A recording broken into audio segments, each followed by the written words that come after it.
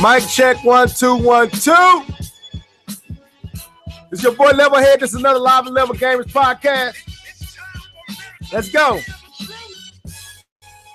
That's what they teaching us. Living rooms like sanctuaries. TVs preach to us, telling us that we should want more. Lust of the eye, we fall for the allure. Such a vicious cycle. They rinse and repeat. We follow the Pied Piper like rats in the street. Sad reality smitten by her vanity, but they paint it so beautiful. I guess vanity's fair. Say you what you should wear. Say you what you should drive. Say you where you should live. Now you can model success. Page after page, they illustrated the best. Got you spending all your money to rock that brand new dress. Landlord say your rent past due, but not to worry. Cosmo say you look fabulous. Baby girl, gonna hit the night up. Dance your pain away, tip the glass, gonna light up. Inhale, exhale. No, I'm just messing. What's up, people? This is your boy. What's up, folks? Y'all can unmute. What's up? What's up? What's up? If y'all in the building, make some noise in the comment section. But go ahead. This is Keith. Bars. You want to introduce yourself? Yeah. No, I'm just playing, man. What's going on, everybody? Ready for this salt? This high blood pressure podcast gonna happen right here. You know, that's that greens and the seasoning. Yeah, man. Mario, man. 12 o'clock. I'm trying to get my wife to go out there because for some reason her name was the one who, you know how the computer remembers your name? Yeah. So as I was typing my name in, some kind of way it replaced it with her name. So she on the bill. She on the reserve. When I reserved it, her name was there. So hopefully they let me get it without. Is that Best Buy? Yeah. No, man, she got to go, man. I've been there, done that. She got to go? I know my PlayStation, they played me like that one night, man. I had to wake my wife up at 12 o'clock to bring her. They wouldn't let me get it. Man, I hope not, man. Now, they worked with me for Madden because it was kind of the same thing. They worked with me because I had all my receipts and everything, but they weren't playing with the PlayStation. I'm going to have my receipt. I'm going to have her license and my license. Hopefully they can see that we live in the same place and know that most likely it was me ordering it. So anyway, what's up, Keith? What's up? So have you made your decision? I don't know if you're going to the midnight release or not. Negative. The Best Buy that's close to me is not doing it. The closest one is 30 minutes away. Not doing it. Oh, okay. Man. Yeah, I called earlier. Mine's doing it, so I'm shocked. Normally ours don't, but they've been doing it for Switch stuff here lately. Yeah. Anyway, hopefully D2K jump on. But yes, this is the Live and Level Gamers podcast, episode 123. That's a lot of tens. Anyway. K-Bomb. Yo, so we got some interesting topics prepared for you guys this evening or tonight, I guess. Also, we're going to re-venture back into a conversation that we had the last podcast where we was talking about what was going on with EA and visceral games. Well, supposedly a lot of the stuff that we said and surmised and kind of was thinking was alluded to were actually true. So we're going to go back on that again, and we're going to talk about, Metacritic, and, K-Bum brought up an interesting take on how folks treat the Metacritic scores, and we're going to deal with that. And wherever else we go, because I don't know if there's any real information out here today. So we're just going to kind of freestyle this evening. Anyway, before we get into all that, you know how we normally do. Before we get into what you've been gaming on, like anything interesting outside of gaming that you want to hit up real quick before we get into this? Yeah, I know y'all saw the who was it? What the trailer that leaked? What's your guys? The Avengers. The trailer leaked. I didn't see it. What you talking about? Nope, I didn't see it either. I'm not gonna spoil it. It's pretty dope. Yes, do not spoil it for me. I'm actually at a point where I'm not liking to look at trailers because they're giving too much away. They are. You think so? Heck yes, man. Like I haven't watched the last Thor Ragnarok trailer because I'm afraid they're gonna give too much away. So I'm not even gonna watch it. Man, I mean, I've been watching a few of them. Basically, it's World War Hulk meshed with some new take on probably a Well, storyline. Planet Hulk. Oh, what were you talking about? Avengers? No, Thor. Oh no, that's Planet Hulk. Yeah, Planet Hulk. I said World War. Yeah. Planet Hulk. It's basically Planet Hulk, and I heard that they got the okay to make a standalone Hulk movie. No, they still have it. No, what you heard was what's the guy? Mark Ruffalo was in the interview, and he said he talked to what is the guy name? The guy that did the Buffy and the Avengers, Whedon. And they talked about, and Whedon kind of asked him what would he want if they could do a standalone movie. What would you want to do? And what they came up with is a three-part story arc for the Hulk, and it's going to be done in three movies, but they're not going to be indie standalone movies. And so when you're going to see in the next three movies, which is going to be Thor Ragnarok, which is going to be Avengers with that 3 and Avengers 4, you're going to see this story arc for the Hulk that's going to end in the last Avengers movie. So that's what you heard. So they're going to work his story arc into those movies. Exactly.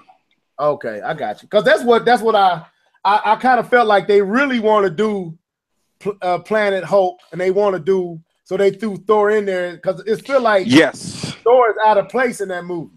Like this is their version to be able to do Planet Hulk because they can't because of Universal. Yeah, Universal won't, and Universal need to give them the rights to that, man. Stop playing, man. They don't want to make money apparently, so I'm gonna say everybody wins, man. Everybody wins if they do that. That's what Sony did. Sony made mad money. Dude, I mean, don't get me wrong. I did enjoy the last Hulk movie that was made by Universal, but no. The last Hulk that came out was done by Marvel Studios, not produced, but in conjunction with Universal. Right. Because there were no Marvel Studios at that point. Remember, there was no Marvel Studios, but Marvel did that movie. Universal. Right. I'm just saying. Okay. I'm just saying. I don't know who did. I'm just saying that movie. Yeah. That movie was dope, bro. It was good. It was Marvel though. I like the new Hulk better as far as the design of the new Hulk, but there's some aspects of that Hulk and that design that I like. I mean, I think I like the darker green. I like the build of that Hulk, even though I like the new Hulk because he looked more like you're talking about the Edward Norton Hulk, right? Edward Norton.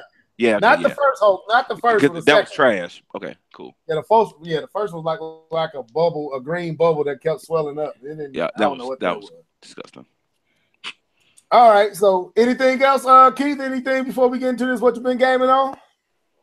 Nope. Okay, well, so let's. No, for me, I mean, it's not that I really want to talk about it on the air, man. But I'm just paying attention to all this political stuff, man. It's frustrating, man. It's because you can't have a conversation with someone without being labeled a right or a left. You can't just have your own opinion, you know. Nah. And that's frustrating to me that people can't think on their own without having to assign themselves to a particular affiliation. Because I had someone today ask me, "Well, are you a liberal or are you a conservative?" I'm like, I don't know. I don't fully support either. Right. I have problems with both. You know, I call myself I'm balanced. I'm both actually. We all both. Yeah. We in some aspects I lean conservative, in other aspects I lean towards the liberal, progressive thinking or progressive thought. So you may none of us, and being.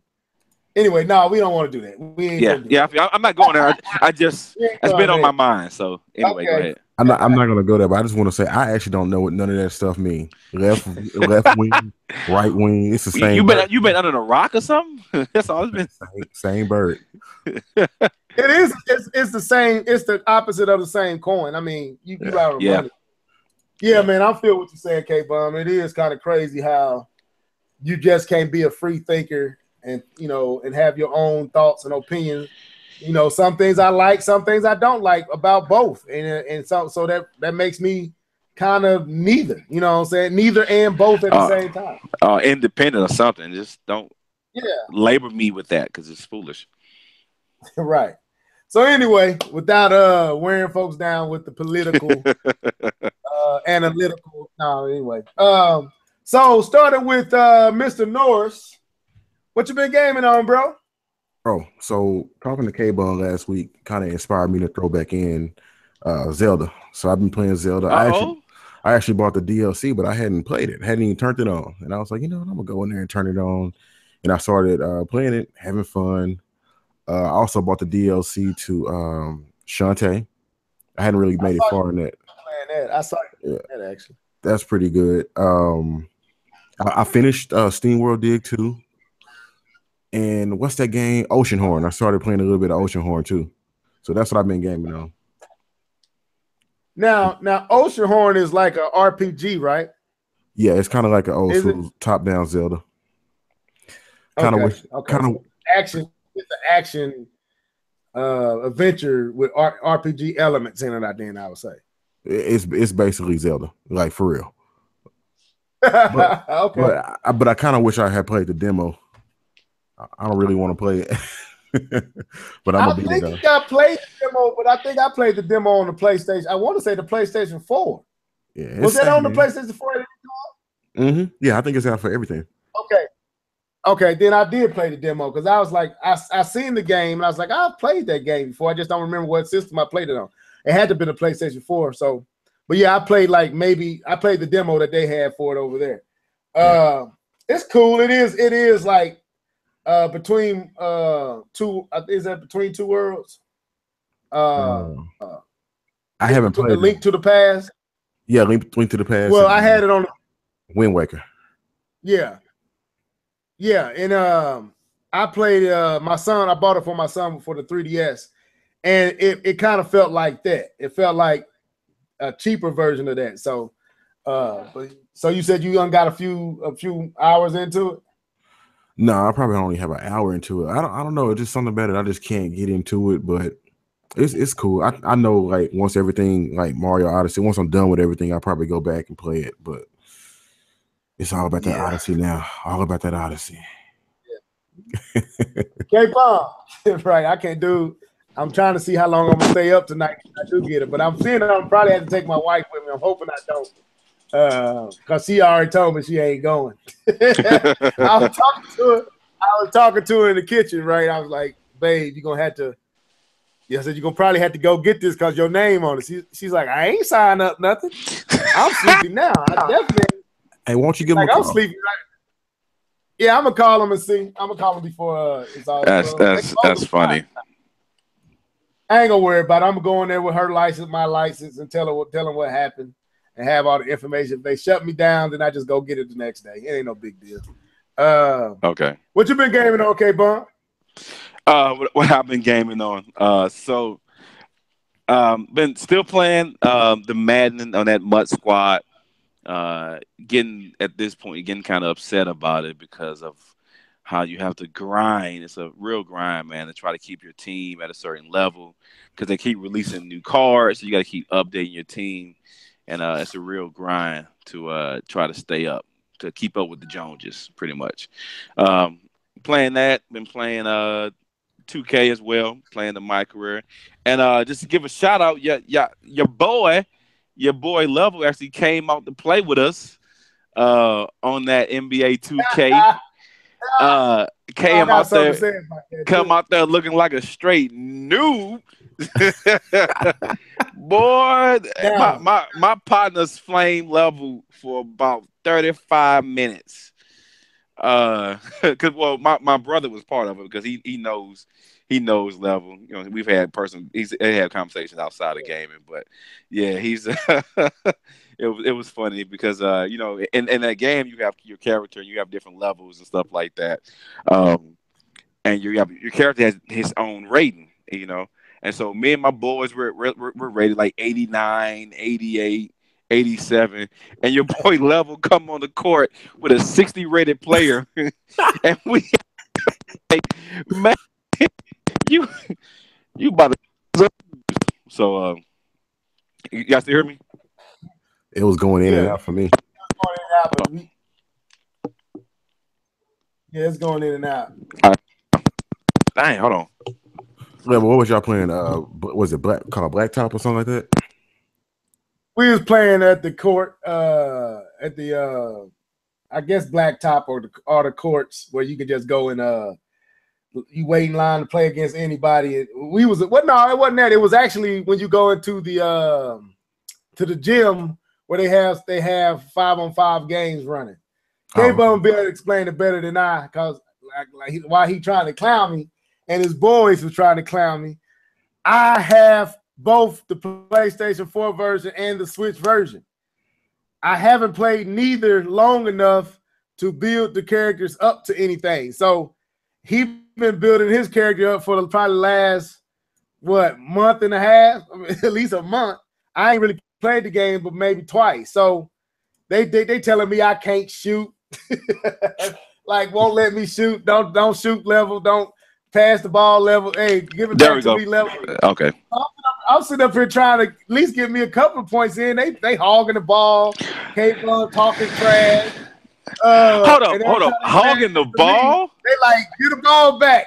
They like, get the ball back. Don't shoot level. Don't shoot level. Hop potato. I'm like, what you talking about? Go ahead, man. Man, don't listen to this dude, man. This dude out there looking trash with that 60 rated player. Can't even do a layup without missing it. And you're up here. Did I get? No, I didn't miss no. Go ahead. You breaking up, but no, I got I left out the game with 6 points. Come on now, give me my dues, man. I got 6 points. Nah, and that's what y'all telling me to do. I need to tell y'all what Level said during the game. So we're playing the game, and it's 5 humans against 5 humans, right? And so it's me, 3 other my partners, and Level. And Level had made a layup, and it was a pretty good layup. He was in good position, laid the ball up, and then we passed the ball again. He was completely covered, and he shoots the ball anyway. And then we said to Level, we said, what you doing, man? Why you shoot? No, we said, Level, what you doing? Why you shoot the ball? He said, he said, you passed me the ball. What did you want me to do with it? No. Okay, let's bring context. Let's bring context to K-Bomb's story, right? I'm down in the post. I'm in the paint. I'm under the goal. Yeah, there was one person on me, but they passed it to me under the goal, easy layup. I go for the layup. Like I said, like he said, my character ain't fully developed. Yes, he did miss the layup, but it wasn't because I was crazy covered. No, so I'm like, what y'all? I said, y'all pass me the ball. What y'all want me to do? He was completely covered and shot the ball. And you might as well would have said Kobe, like my man Keith said when you shot that, because that was a Kobe. Anyway, let me get through what I'm playing on, man. Let me get through this, man. All right, so you play with your boy Level. That was cool, man. We told him we can't play with him again until we get this rating up. And then so I've been, for those who don't know, I do have a Switch. If you surprised about that, go listen to the last podcast. But I've been playing the Switch. I've been playing Zelda on it. I took it over my brother's house and let my niece and my nieces and my nephew play it. They played Snipper Clips, and it took them a while to learn how to play it. But the kids enjoyed it. They thought it was pretty cool. Oh man, it sounded like March 3rd all over again, K-Bone. March 3rd. I was taking it around just to see how people like it and stuff. It was wonderful. Yeah, I was see how it is. And the kids thought it was pretty cool, man. So I still been enjoying it. I hate the fact that Nintendo. He gotta find something, man. He gotta find. No. See, don't do that. Don't do that. I ain't trying to find nothing. It's the fact that Nintendo, one thing, want to make sure. You say what? That Hasselhoff. D2K got Hasselhoff. Go ahead, I see man. that. That's funny. Rider. That is not right. Yeah. Up there, man. You sure right. Go ahead. No, man, that's funny. But no, man, I ain't trying to find nothing wrong with Nintendo, man. But it's the fact that why they they have to make you read. I've never understood that, man. Oh, come on. No. We are too far in gaming to be sitting up here reading. Because I played another game, and it was reading. It had a bunch of titles. I'm like, I don't want to read. I just want to play. I don't want to have to read all this. Talk to me. So, but other than that, man, still having fun playing Zelda. It's a humongous game, and there's so many different ways to solve different problems. And I like that aspect. It's like I said, it's fun. It's fun to play. It may be too big. Like I said, the Witcher was the most hours I've ever played a single player, and that was 65 hours. And so I don't know if I'm going to, and I still haven't finished that game, so I don't know what's going to happen with Zelda. I'm still playing it. I'm gonna keep playing it, but I don't know what's going to happen to it. I'm laughing at what Cornelia said in the comment section. He said, "My dog complaining about words."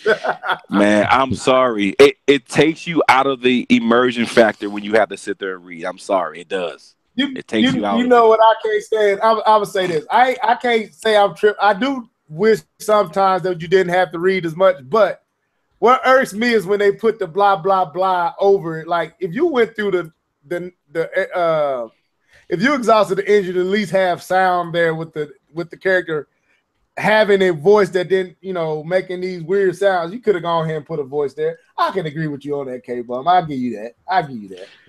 And I need to clarify one of the things I said because Nia doing her thing again. She's trolling me, but she loves trolling me. But when I said that Zelda is too big, what I mean by Zelda being too big is that it's too big without direction. I talked about this the last podcast, is that Zelda doesn't give you a lot of direction. It's a very open world game, and as I said in all my podcasts, I don't even like open world games, but I'm giving these games a try. But there's not a lot of direction with Zelda, as in with how to further along the story. Even though Witcher is a very open game, it's very there is a clear path with the main story, an absolute clear path, and you know how to go to finish the story. Even with the side quest, it's very clear on what you need to do for each side quest. And so when I say it's too big, I'm referring to how they direct you through the story, not just the size of the game. So.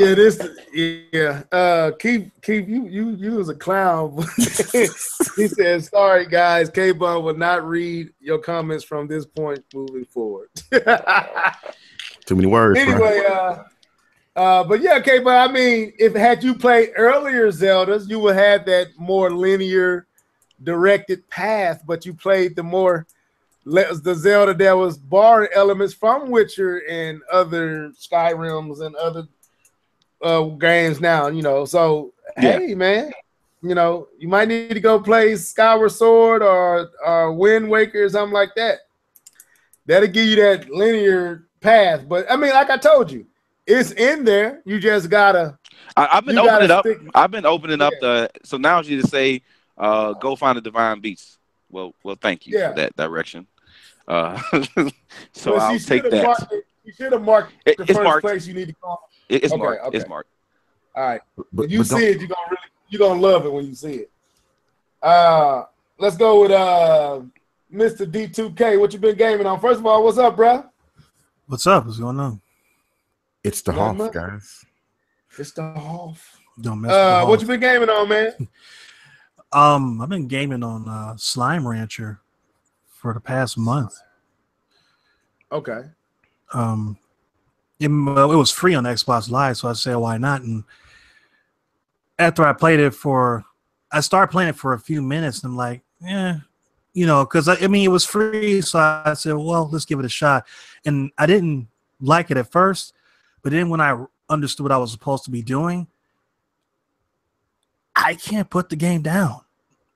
I mean, there was one point where I actually literally put the game on, and I was playing it so long that it was at night when I started playing it, and it was daylight when I stopped. Man, what's the name of this again? Slime Rancher. Slime Rancher. I'm gonna look it up. I ain't never heard of it. Okay, go ahead. I'm listening. Yeah, I just wanted to look it up. I mean, that's in that the name of the game, Slime Rancher. That is exactly what you do, and that's it. I mean, it seems ridiculous, but you have to play the game to understand why it's so addictive. I mean, the game has gotten 10s all over the place, everywhere I've seen it being rated. It's been out for a year on Steam, I think, but it just came on Xbox One in August, I believe it was. So it's the characters, like the slime characters, look a lot like Pokemon. The design is very heavily influenced by that. I guess you can call it a first-person action adventure / platformer. It's a really strange game, but it's so immersive and it's so calming because it's not. You actually can just sit there and take your time and do things the way you want to do them at your own pace and still accomplish things and not feel like you're under duress to get something done. You just play the game and just kind of disconnect from reality for a while because you get really sucked into this whole world and trying to find these slimes in different areas of this huge world. And the world is pretty big. I would say that the world is probably, if we were going to go from one end to the other, it's probably about the size of Ocarina of Time. And I'm still discovering new areas, but yeah, it's a lot of fun.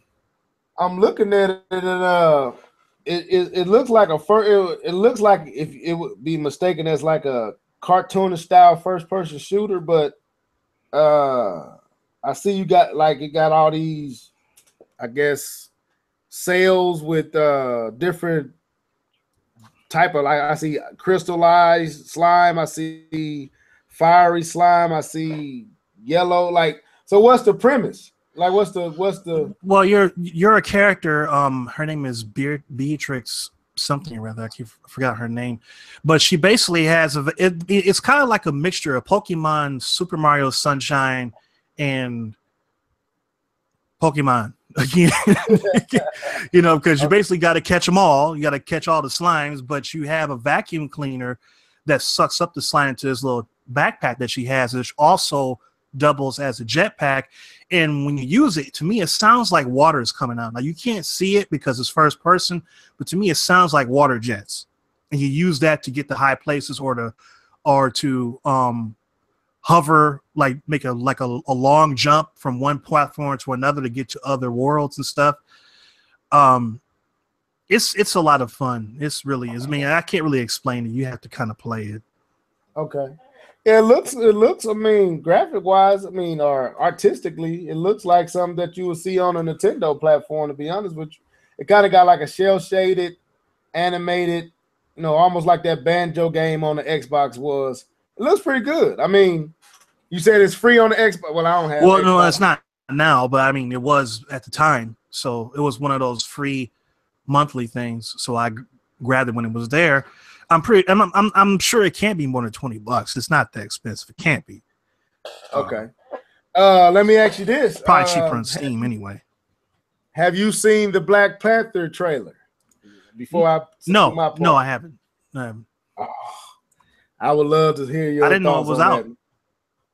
Dude, the second one is out. You need to check that out. Man, the internet blew up when it came out. Yeah, man. It's D2K, I'm telling you, bro, once you see this trailer, you gonna know what we talking about. It put a smile on my face like none other at this moment with Marvel. Like it's that dope. So anyway, okay, anything else you've been gaming on outside of that, or that's been it? That's been it. Outside of the norm. But I did play Odyssey for a little bit yesterday. What? At GameStop. Okay. So I was visiting a friend who was a GameStop manager, and I noticed the Switch display in there right away. I'm like, oh, that's interesting, because they didn't have any interactives in the store. And he was telling me how Nintendo does well at that particular location. So that's one of the reasons why they got the Switch Interactive there. They don't have like an Xbox or a PlayStation one. But I played it for about, I'll say 5 minutes, and I just long enough to get like the first green moon. Yeah. And after that, I was like, okay, I'm done. Okay. You didn't enjoy it, or you did, or was? I mean, I did get to do the part that I actually thought was interesting. Seeing the footage from E3, where the part where you actually go into the wall and it goes from 3D to 2D, and then he basically pops out of the wall back to 3D, and it's totally seamless. That to me was impressive. That was the one thing that I saw about the game. I said, that is really cool that they actually could pull that off. That took some work. It's not that it couldn't be done. It just took some work. That's what happens when you work as a developer. You can do things like that. You hear that, EA? We're gonna go into it, man. But that's what, because I mean, it's something that could be easily done, but it's not easily done. You just have to work at it, and it was very seamless. You just pops right out of the wall, bloop, and you're right back to 3D. So like, that's pretty cool.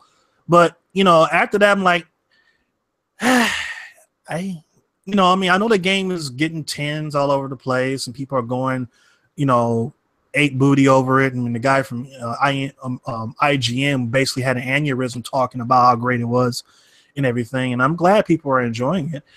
For me, it's like, I've kind of had my fill of Mario.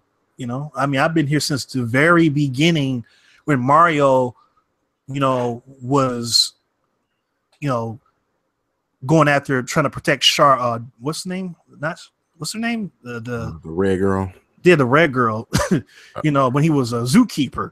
So it's been a long haul for me and Mario, and I'm like, yeah, after 3D World, I was like, I'm done with this. I can't do this anymore. I just can't. The game looks pretty good. I mean, this for some strange reason, I don't understand why, because one of the things that stood out to me about 3D World was how good the anti-aliasing was on 3D World. That was one of the things that I noticed right away on that Nintendo Direct at E3, because that was the first thing I saw, because I came in late, and I was like, wow, this looks super clean. There's no jaggies anywhere. They got this on the Wii U? Now look at this game, it's a lot of jaggies everywhere. And I'm like, why? What is this all about? So I don't know. Game. Whatever, but I mean, it's more annoying than anything else, but it doesn't distract from the gameplay at all. Okay, well, as for me, like K-Bomb was saying earlier, I got a chance to jump in on NBA 2K18 on the PlayStation 4 with him and his lively crew of haters. Anyway, man, it was lit, and half of I had a good time, man. I had for real talk. As much as K-Bomb was saying they was talking trash, which they were, it was in a way that was welcoming. I felt a part of the posse. I felt a part of the crew. I didn't feel like they was talking trash. Like, you got to get initiated. There's initiation, man. Yeah, go through the process. Yeah, it was cool. So I got it in on that. Also, I went through the process of getting a Japanese account for my Switch, so that I can get an opportunity to try out this whole Sonic, Sonic Forces. And I'm just going to say it, man. I don't care. The Sonic team need to stop trying to make 3D Sonic games. I'm just going to say it. I'm just going to put it. The 2D is fine. Just stick with 2D. That's where you shine at with Sonic games. Stop putting us in a 3D. Basically, you can't even control that. You just basically watching Sonic run fast and doing a whole bunch of loop-de-loops that you won't have nothing to do with. I literally put the controller down for a second and realized all I was doing was holding the joystick forward. That was it. Once I stopped doing that, he stopped running. That's why I wouldn't. But as far as going side to side, I wasn't controlling nothing. So, and the demo is kind of whack. because they only give you like 30 seconds to play through. They give you 3 different sections of the game, and you only got 30 seconds in each section, literally. And it don't know. It just stops in the middle of you running. It just fades out, and it goes to the cutscene, and you get all the other trailer and trying to entice you to buy it. And I was like, you know what? I got Sonic Mania. Sonic Mania was funner than this, and it's graphical and colorful. It looked good. I didn't think it was going to look that good on the Switch. I'm gonna be honest. It looked pretty good, but I think they need to stop trying to make a 3D Sonic game, or at least get somebody else, like give it to Nintendo or somebody else, man. Like they need to fire whoever's making these Sonic games, because they keep making the same thing over and over. And then like, dude, it didn't work the last 4 times you did it. It ain't gonna work this time. Like if you don't know how to transition Sonic from 2D platformer speed runner to a 3D space, you don't know how to do it. You haven't found the sweet spot. You haven't found the right formula. And the one time I think with Sonic Colors, you kind of did it, and you left that whole worked out way you did it. So yeah, I think it's time to stop. I'm done. No more. I wasn't gonna buy Forces, no way. I thought it was interesting when I was watching it from a trailer standpoint, but now that I've actually touched it, nope, I ain't getting it. Nope, I'm good with Mania. They should have never released Mania. But anyway, I played that. What else did I play? I played some Splatoon yesterday. Man, this is something I realized, dude. Once you put that controller down on Splatoon and you try to jump back in, boy, you could tell that you have lost a step. Like I was getting thrashed, Keith. I normally averaged 1,000 points each match. No matter what, I can ink enough space to get at least 1,000 to 9. I average between 900 to 1,000 each match. Yeah. I couldn't even get over 700. I couldn't even get into the stage, and I was just mowed down. I was like, man, I'm rusty. So I lost a step in that. Been playing NBA 2K on the Switch. What else? And that's been I played Orange, but I ain't played. I did put Zelda back in because of K-Bomb. But I put it back down because I didn't. I was like, I don't want to. That's like K-Bomb said. It is a large, daunting game. I beat it, and I'm gonna probably get back into it once I buy the new DLC. So I get back into it then. So, but I did a lot of gaming this week, but mainly playing that Sonic and playing that NBA 2K was also what I played this week. So anyway, let's move on from this. I did want to add. Yeah. I wanted to add. I already showed you guys, but I'll let know the podcast that I got Splatoon coming in the mail. Splatoon 2 coming in the mail for the Switch. So I completely expect Keith and Levelhead to be there and ready to invite me in like family to Splatoon and show me the ropes. So I don't want to hear no crap. I don't know how we're going to talk to each other, but that's a different story. But yeah, I expect you guys to be there. When I tell you, hey, let's play some Splatoon, I expect you to put down what you're doing and come play. I'm putting it out there for everybody can know. The podcast just heard it. All right, continue. Okay. I'm gonna say this. I just read Nia's tweet. She said she don't think you're gonna like it, K-Bum. But I'm gonna be honest with you. I don't know about that, Nia. I think K-Bum gonna be pleasantly shocked when he get the mechanics and the controls down. I think you're gonna be shocked. I really do. I think you'll be like, I didn't really think it would be this. I'm a beast. Yeah, I think you're gonna be shocked, man. Once you find, I'm down. You might not like it at the beginning. You might not like it at the beginning because you won't have the weapons or the type of guns that you want. But if you work your way up and get to the type of guns that I think you would like, I think you're gonna like the game. I really do. But yeah, when you get it, man, let us know. We'll jump in there and thrash you up a little bit. You know what I'm saying? It ain't gonna take me long. Ain't gonna take me long to learn. It's all good. Like I did you with a Kuma and Tech, we'll put it on your head. Oh, okay. Oh, boy, is that what we're doing? Is that what we're doing? Well, let's do If this. you want to next time, beat your butt 11 times in a row. Yeah, you did. You did. But then when we got on the single match, man, get out of I here, got man. That was because I had to wait my turn. But when we were just going back and forth, no interruptions, I was whooping that tail. But anyway, man, jump into Street Fighters, Cable. Jump into Street Fighters with me. Let's see what you're doing. Go to the next topic. Next. You don't want that. Anyway, so let's get it in because I'm glad D2K here. So, 2 topics before we get into our main topic that I want to hit on. I want to get Keith's opinion on this. I tell y'all I listen to a lot of different podcasts, and some irked me this week that I just couldn't get past the irkage, if that's even a word. Now, I keep hearing about PUBG.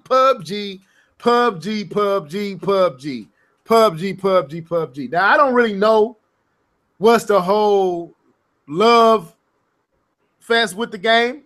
I don't know, but I was listening to one of my favorite podcasts, and they do got some characters on it that can be very hypocritical at times. And one of the person was asking them about, they started off talking about Destiny 2. And this particular person was a huge advocate, a huge fan. His name is Pete, him and Paris, and big advocates for Destiny. And now that Destiny 2 out, they was all happy and was looking forward to the game. And, you know what I'm saying? And they got the game. And, of course, Paris was still in love with Destiny. But now that PUBG is out, I saw something that I tend to see a lot when something new is out. The old thing gets treated like it sucks now. And I was listening to him like, wait a minute, man. You spent all this time talking about how you die hard, nothing can touch Destiny. And you looking forward to Destiny 2. It comes out, you praising it. You playing it all the time. Now all of a sudden that you own the bandwagon or the new trendy PUBG, everything Destiny now sucks. And I was like, man, what is that dynamic with gamers that because something is popular, everything else that does similar things is garbage now? What is that? Well, with them, because I think I know which episode you're talking about. I think I know what episode you're talking about. I think they just got burnt out on Destiny because I've been hearing a lot of people go. I think the player count has dropped, and then on top of that, it's like there's not enough newness to Destiny 2, and it's kind of like, dude, I spent all this time playing Destiny 1, and this is all y'all giving me. So it's kind of like I'm burnt out on this. Kind of like what D2K was saying earlier with the Mario. I'm burnt out on this. I'm done with this. I'm ready to move on. I don't know if PUBG is the next game that they should be talking about, or next game that, you know, the next new. I guess that's what I'm trying to say. But I just think they burnt that on Destiny. Period. Because you're right. These dudes were hardcore Destiny fans. Yeah. Now let me address the truth. The truth, no, I'm not talking about Spawn Wave. I'm talking about another podcast. I ain't never really sat down and listened to Spawn Wave's podcast. So I guess this is trending with a lot of folks now that was Destiny lovers. I guess PUBG has really taken them away, I guess. Well, let me just say this. He's talking about Gamer Tag Radio. So shout out to Gamer Tag Radio. Gamer Tag Radio. Yeah. So. And let me say this, Keith, before K-Bun come in here. Paris didn't do it. Paris still talks the exact same way he has always talked about Destiny. It was Pete. And I see this with this dude. I don't know. I hate inconsistencies. I hate when people are inconsistent. If you this way, be what you are. Be consistent in your rhetoric, in your stances. Be consistent. I know we make changes. Don't get me wrong. But don't change because the popular thing is this now, so you pivot because that's the popular thing. It comes off very bandwagonish. And it's like, because everybody over here, I'm over here now. When everybody was on Titanfall, I'm huge Titanfall. When everybody was on Destiny, I'm love Destiny forget the division. Now that everybody over here forget Destiny, it's like, so you just go wherever the fans and the popular thing is, that's where you going. And it's like, to me, you ain't a real gamer. You just a fan. I don't know what you call that. I don't know what you call that. But anyway, lemming. You was going to say something. You was going to say. Oh, go ahead, D2K. Lemmings. Oh, lemmings. Okay. That's they call them lemmings. But you was going to say something, K-Ball? No, yeah, I was just going to say that the new hotness is actually not going to be It's not PUBG. We're talking about just the newest hotness, because PUBG has been out for a while. It has risen in popularity about a couple of months ago, because a lot of the Twitch streamers are playing it. But that new hotness is Fortnite. That's the new hotness. And everybody's going to migrate to that. And I'm glad you said, because if I hear this dude do this, I'm gonna call him like, look, man, I need some consistency. And you are you just following the bandwagon? Are you really about them games, man? Because it sounds like, because all these games kind of are similar, ain't they? Kind of follow the same format. They changed a couple of things about themselves to kind of separate themselves from the crowd. But they do, like a PUBG and Fortnite are similar games, but they do something. PUBG added like a Minecraft type aspect to it, and so that makes it unique from PUBG. Even though it's still, the point of the game is still be the last person alive. Let me look up Fortnite. I heard Fortnite has a lot more action in it, so you see more people, and that's with PUBG, you may not see a person for a while. You know what I'm saying? But you're out there just collecting the loot and building up your stuff, but might not see anybody. So Fortnite, I think, is a lot easier to get into. And like you said, the whole what did you call it? Minecraft aspect? Yeah, the Minecraft. Yeah, the building that they have that's into it. They showed this at the Xbox. Was it an Xbox conference or something like that? Or was it E3? When the guy was sitting in the forest and he killed somebody, and then somebody ran up behind him and killed him. But I don't even remember.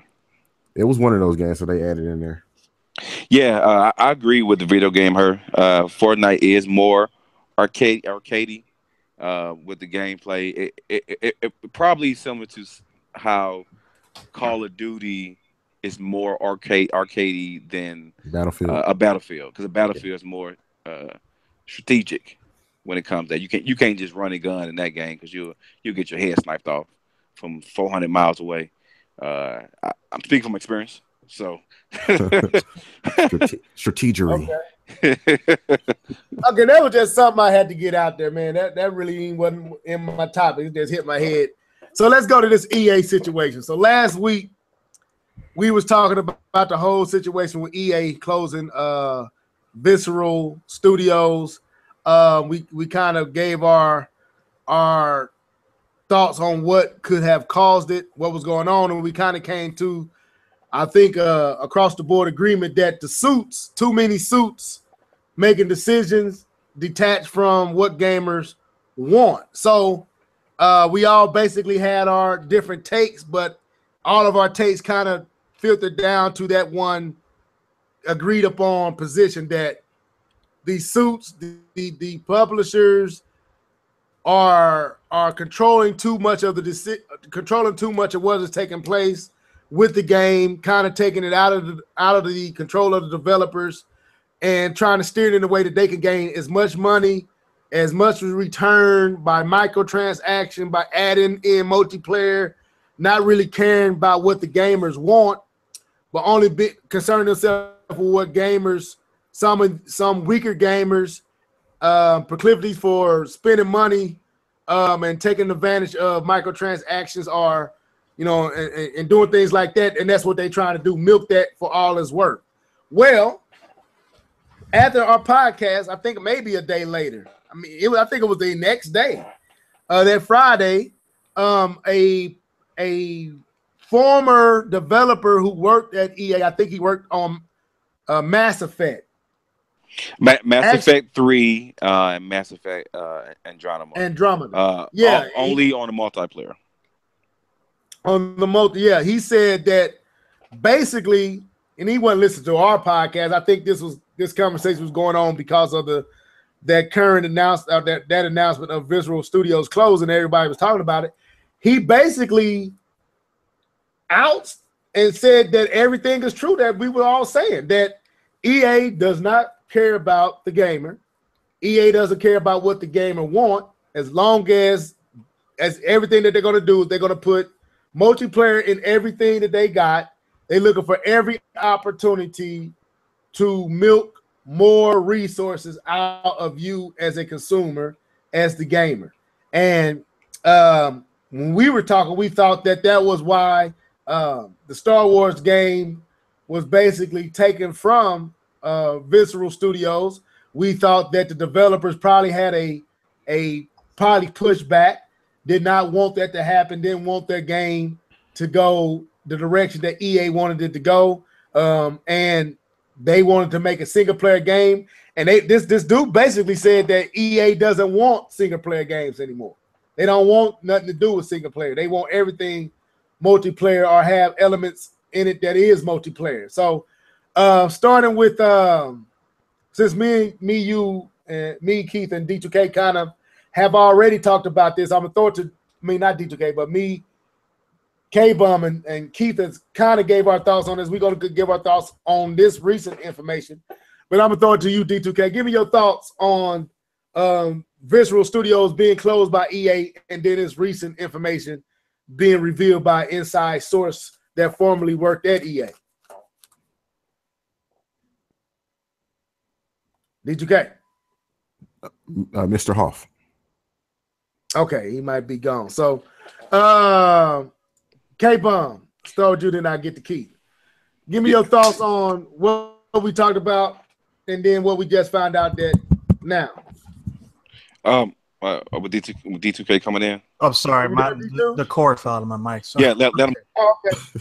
Go ahead, D2. Yeah, I haven't heard too much about this. I did watch a video by Sid Alpha about this situation. He kind of broke it down pretty good, and he brought up some interesting points that kind of might have been the catalyst that sprung this idea to do this.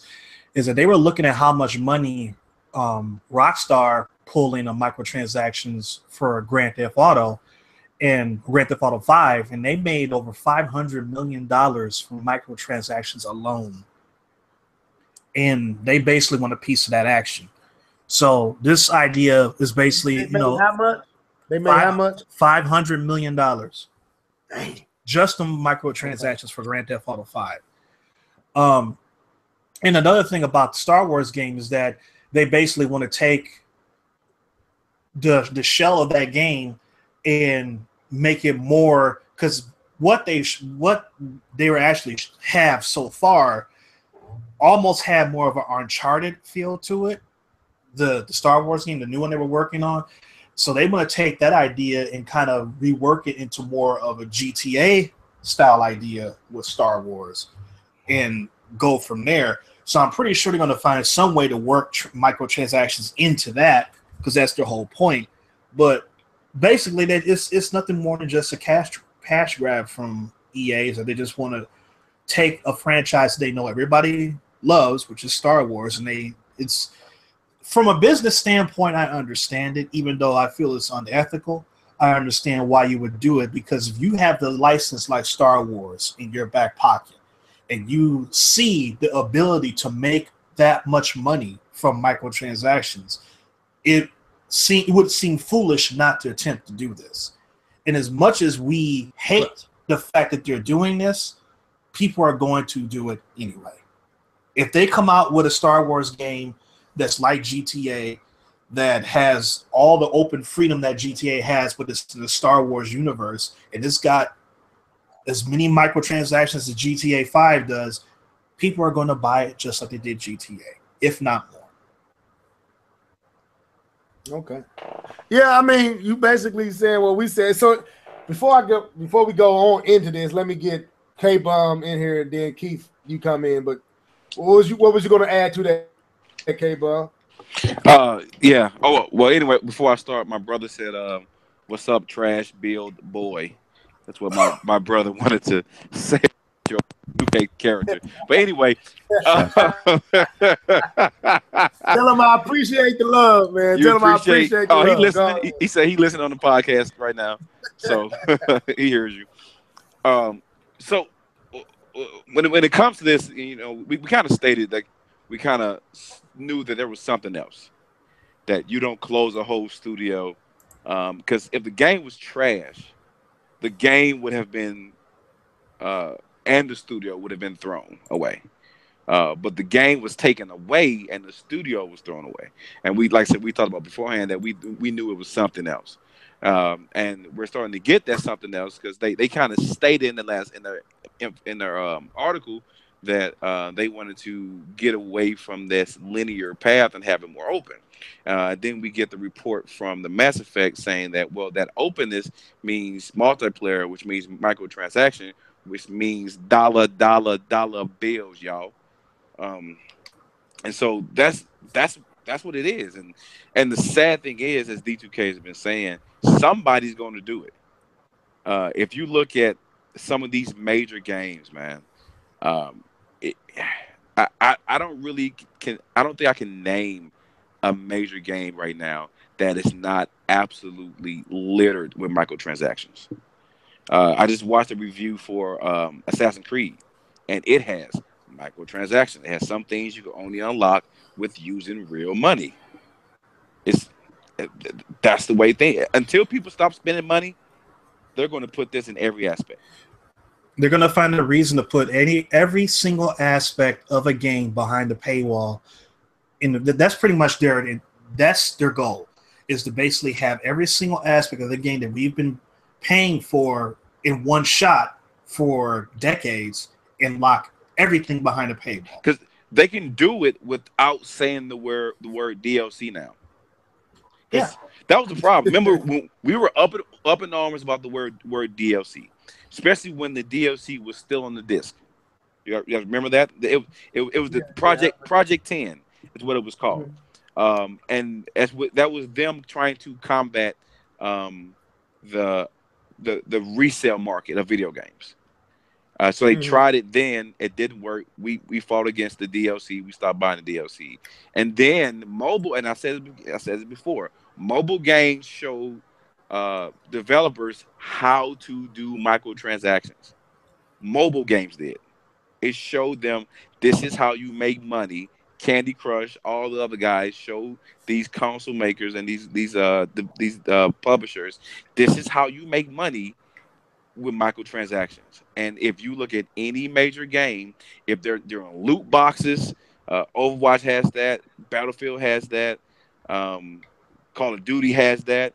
If you have like these card games that other games are using cards, Mass Effect has cards, Madden has cards, NBA 2K has cards. A lot of these games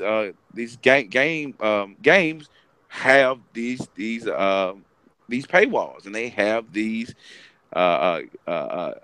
unlockables behind a paywall. And even something like Heroes of the Storm, I think it's Heroes of Storm, or Legion Legends, where their skins for the characters are behind a paywall.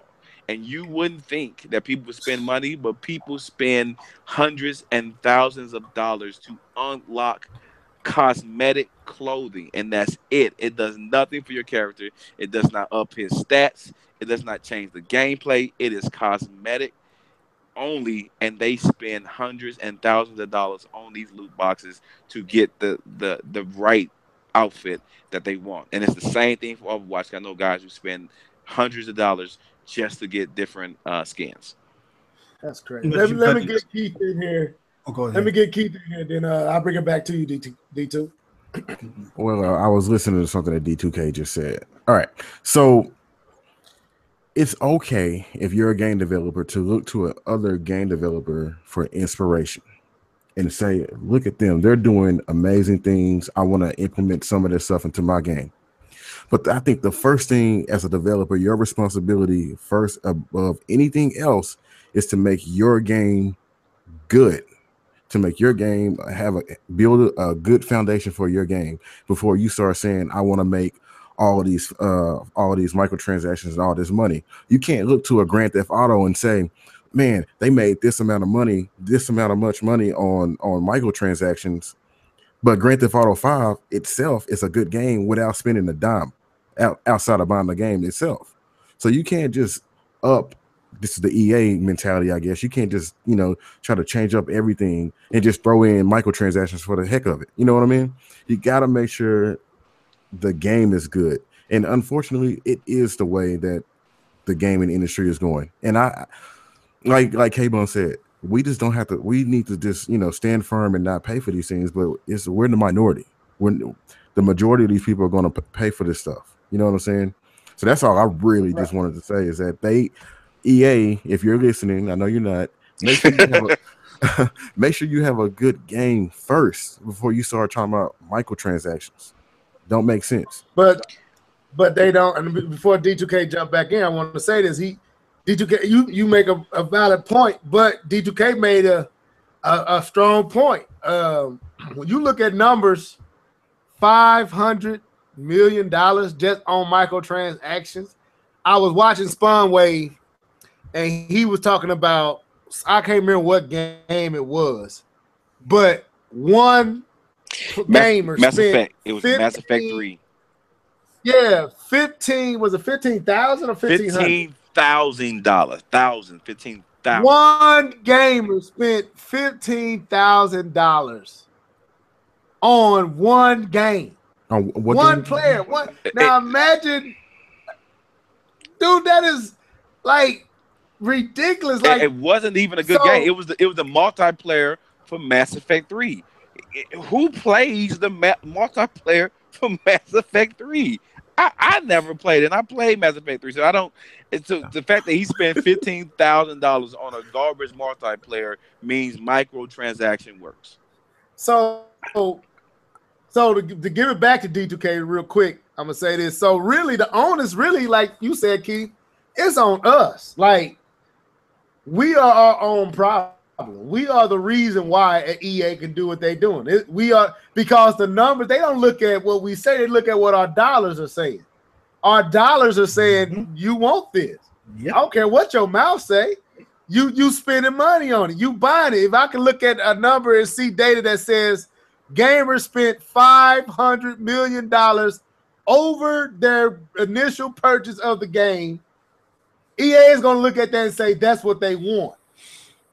Then we say, oh, we want this, want that, we want a single player game, and then they look and they see the game only sold 1.5 million copies.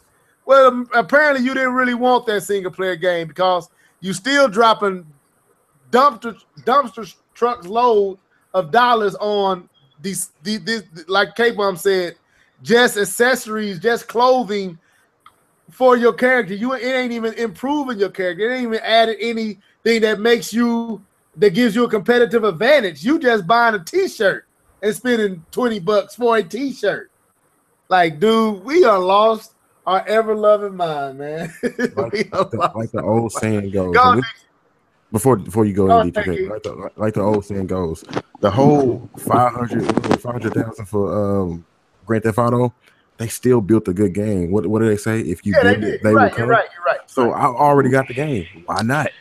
Man, that is not. If you look at mobile gaming, man, I'm not counting it. I know, but I'm saying mobile gaming is that formula that they're following, and some of those mobile games are trash. But they don't have a startup price. They're addicting, but they're trash. Right. But people will spend that money. They don't, like he said, K-Bum, those mobile games are free to play. So that's how they make their money. But we coming in spending 60 plus to even get the chance to experience the game, and then getting microtransaction to death. So it's the same formula though.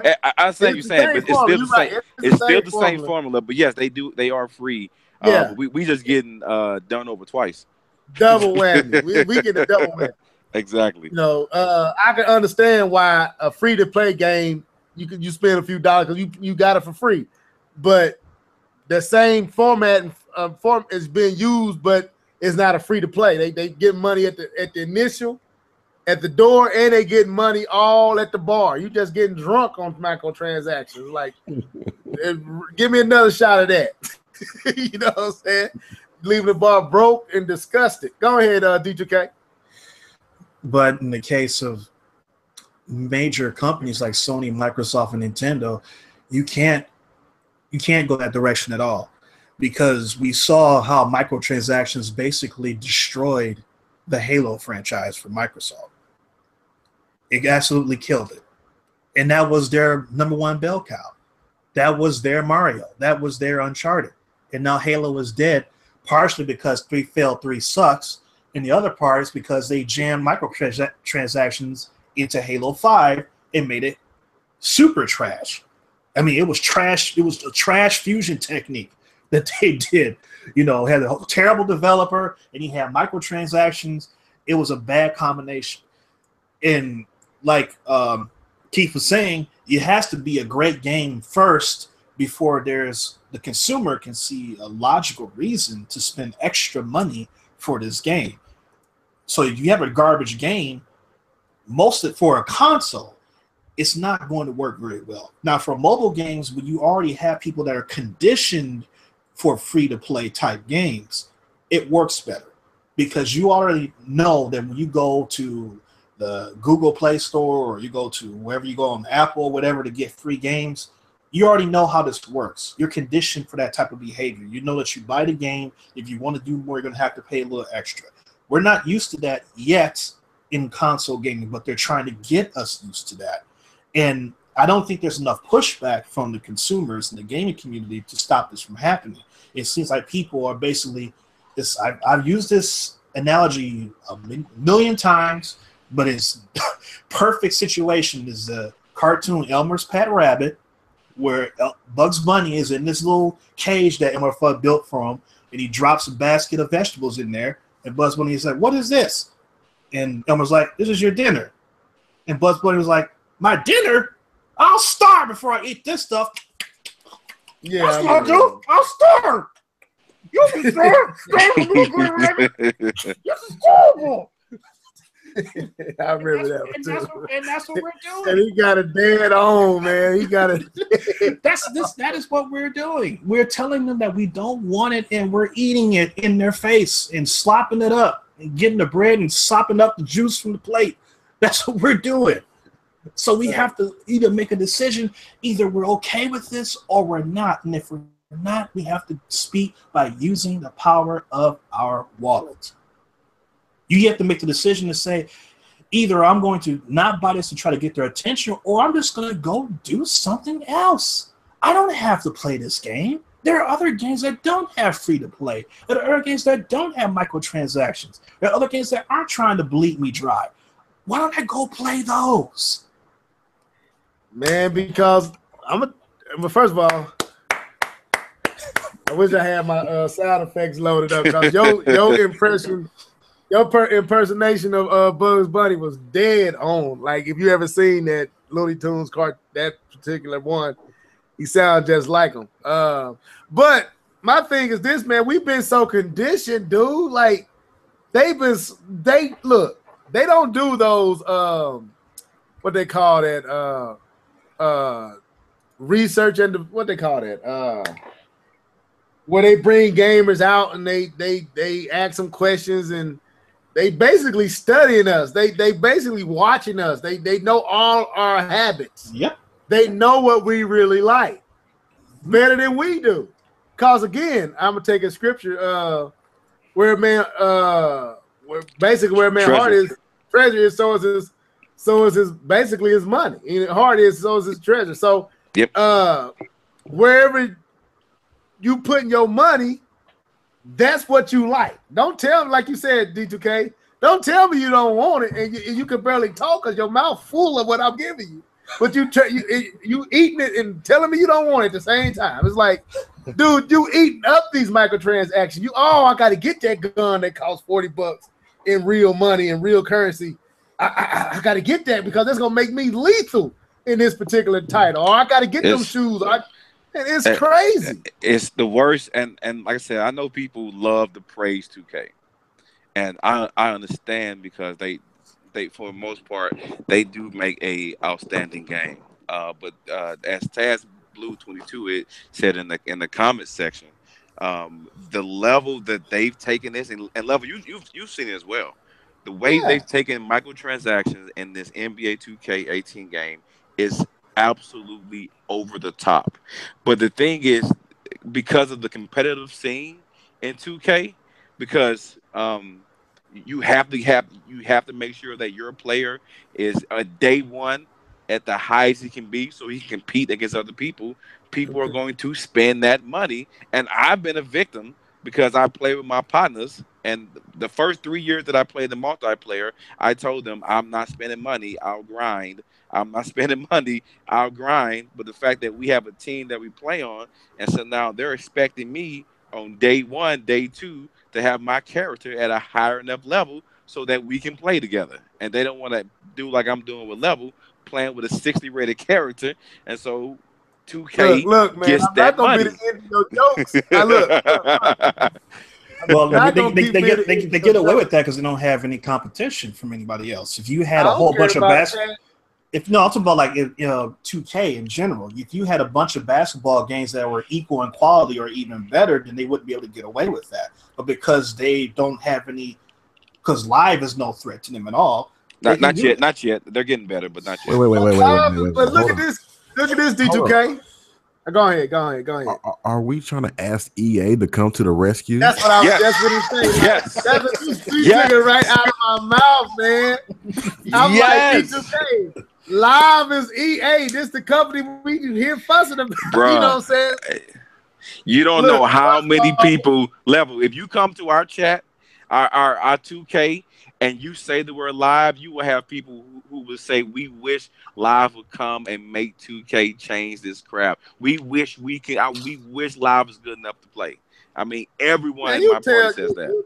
You tell Taz Blue 22 and all the rest of the partners over there, y'all don't want no live. Y'all ain't starting no live. Yes, we do.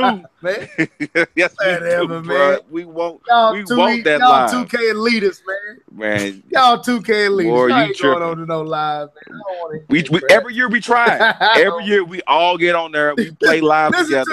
And we say, please be good. Please be good. Didn't we just get through talking earlier about how people can say, oh, we hate something, and all of a sudden it's like, yay, we like this. No, I'm not saying we like this. I'm looking at the chat. And people okay, EA save us. EA save us. That's our new hashtag. That's our new hashtag. EA save us. No, man, we that's funny. But the thing is that we've talked about this before, is that as long as it's exclusive to a console, other people can make NBA franchise or NFL franchise games. Nintendo can make their own game. Microsoft can make their own game. Sony can make their own game. But it's expensive. That's what I was just going to say, man. I was going to say it would take a Microsoft or a Sony or a Nintendo to make a basketball game for their system to save us, because as long as EA, as long as 2K has control and dominance in this area, and they know that they can milk us, and all 2K is doing is what they see everybody else doing. Like D2K said at the beginning, if I could look across the board and I could see $500 million was made over what the initial sales got us, you think I'm gonna tell you, if I was a developer, I will be milking the crap out of y'all. Like, yes, buy that shirt.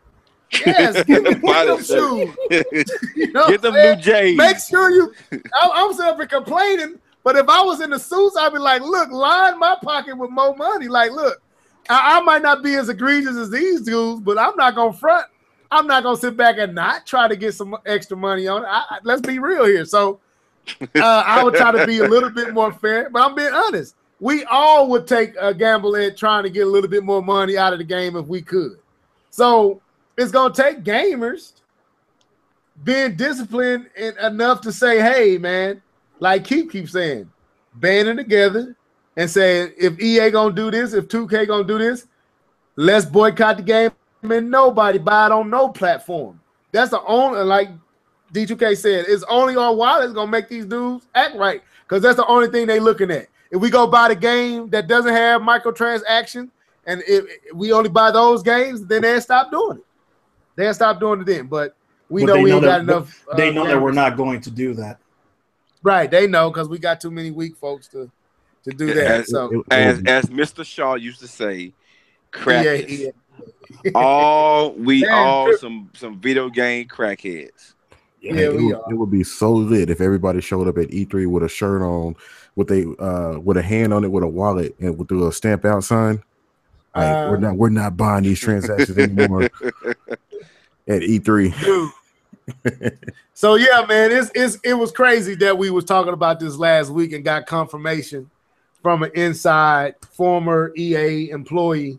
Right. But man, if this is the landscape for what gaming is going to be in the future, like if we just getting a taste, because I can literally see, like, right now it's third party companies. Boy, you best believe eventually Microsoft, Sony, and I'm sorry to say Nintendo too will be trying to get a piece of that pie. Like I said before, I mean, you saw what happened with Halo. That's what I was gonna say. You don't.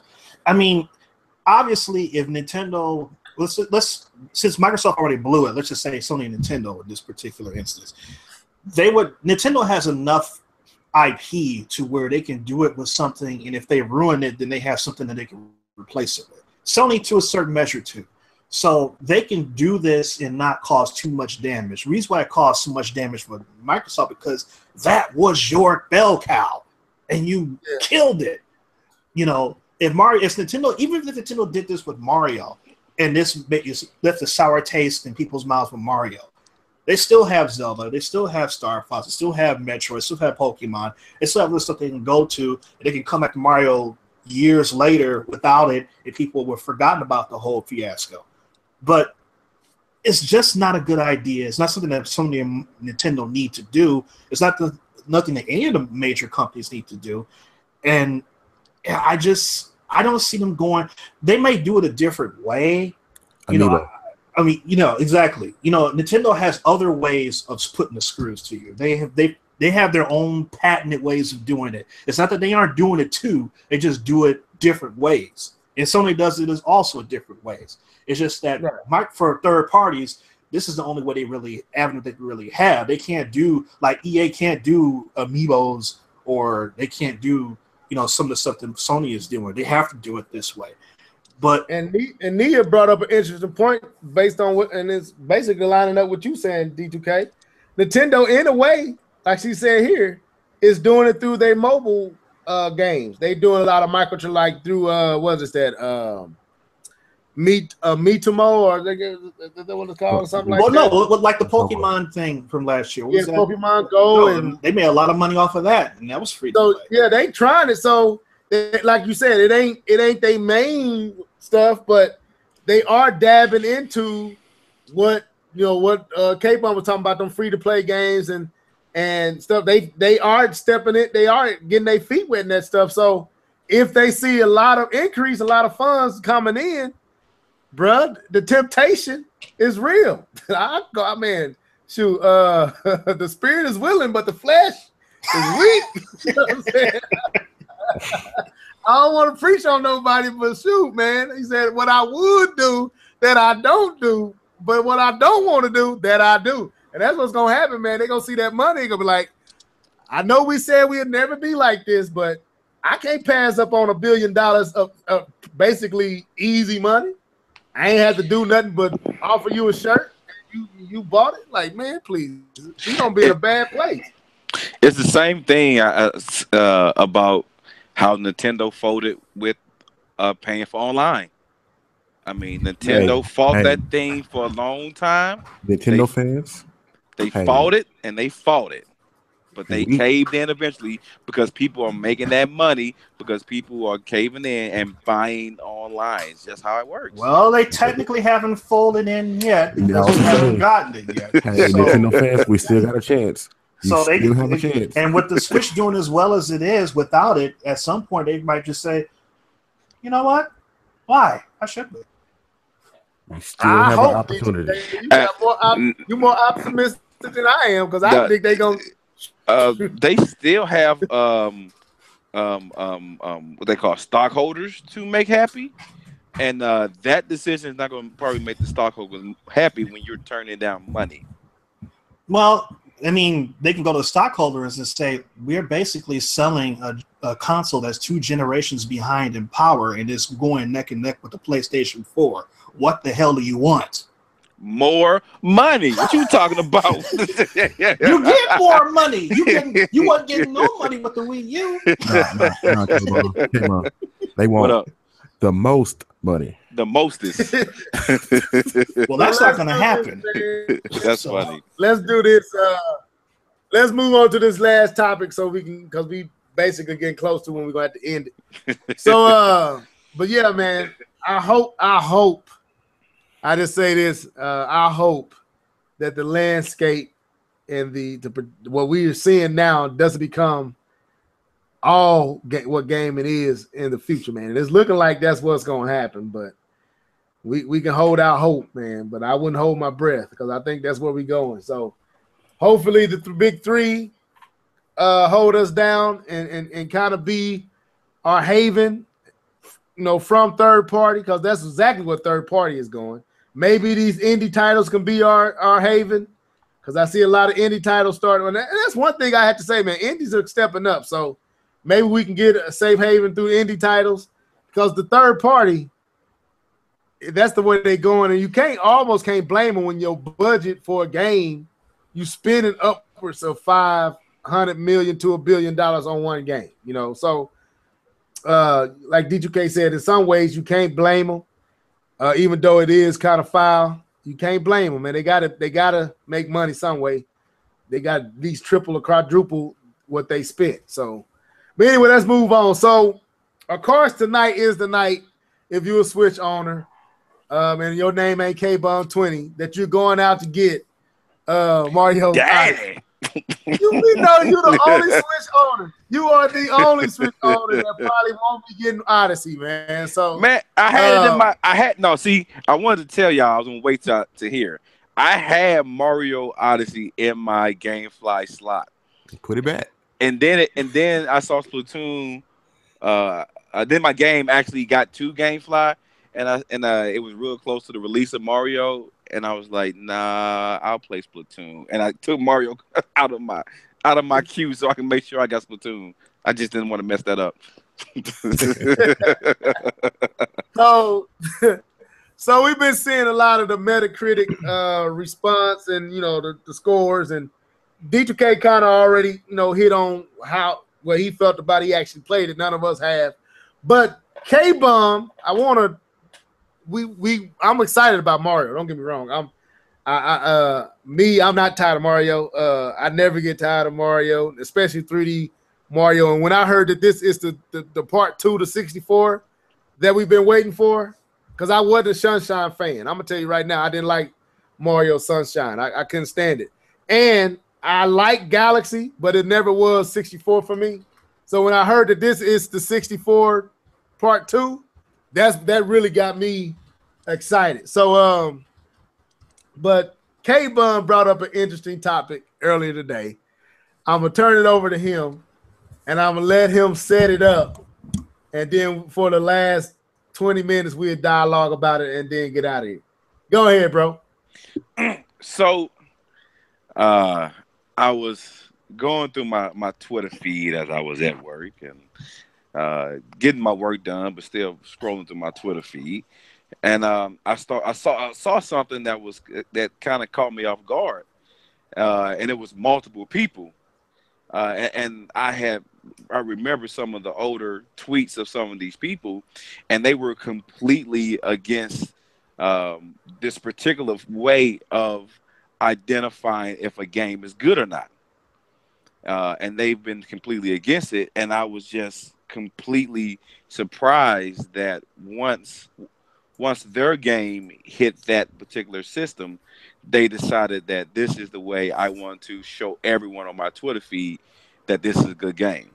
Without speaking too much in code, I'm referring to some of the fans of the Mario Odyssey who I've noticed for a long time who have been completely against Metacritic. Absolutely 100% against it. But I found it kind of weird that once my Mario Odyssey started to get the hundreds and the 98s, which let's lay down the bottom line. I'm not saying that it should not receive 98s or 100. It is probably an amazing Mario game. It is probably, as Level is saying, probably one of the best since what was that? 64. The 64. It probably is. And that's not the conversation I'm trying to have. The conversation I'm trying to have is if you were completely against this form of displaying how good a game is, how now when your game of choice is the one receiving the good scores, is this now your way of displaying how good the game is? And it kind of made me. I was kind of confused with it because it reminded me of. Anyone remember the feud back in the day with 50 Cent and Ja Rule? When 50 Cent was talking about singing on tracks. When he dogged Ja Rule for singing on tracks and playing in movies, and now when 50 Cent was hot, all he did was sing on tracks and play in movies.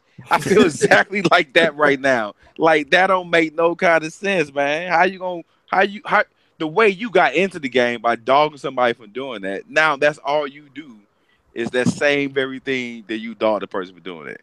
And I'm just kind of lost. And I went to my boys and kind of asked them to say, you know, what am I really seeing here? What's really going on with this?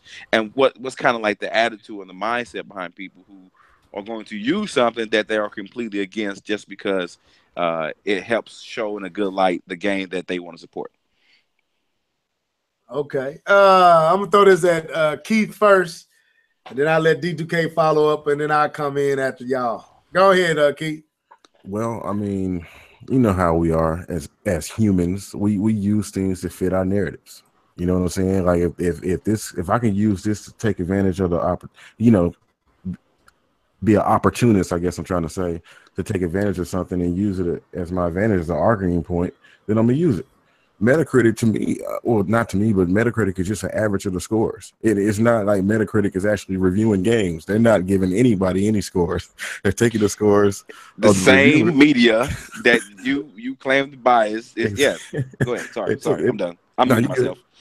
No, they're just taking the scores and averaging them for you. They're doing you a favor. So I don't understand how people can get mad at Metacritic and on one hand and then use it to their advantage on the other hand. So I agree with K-Bomb on this one. I can't even, just because it's Mario. But hey, where was these people at when what's the game that just came out?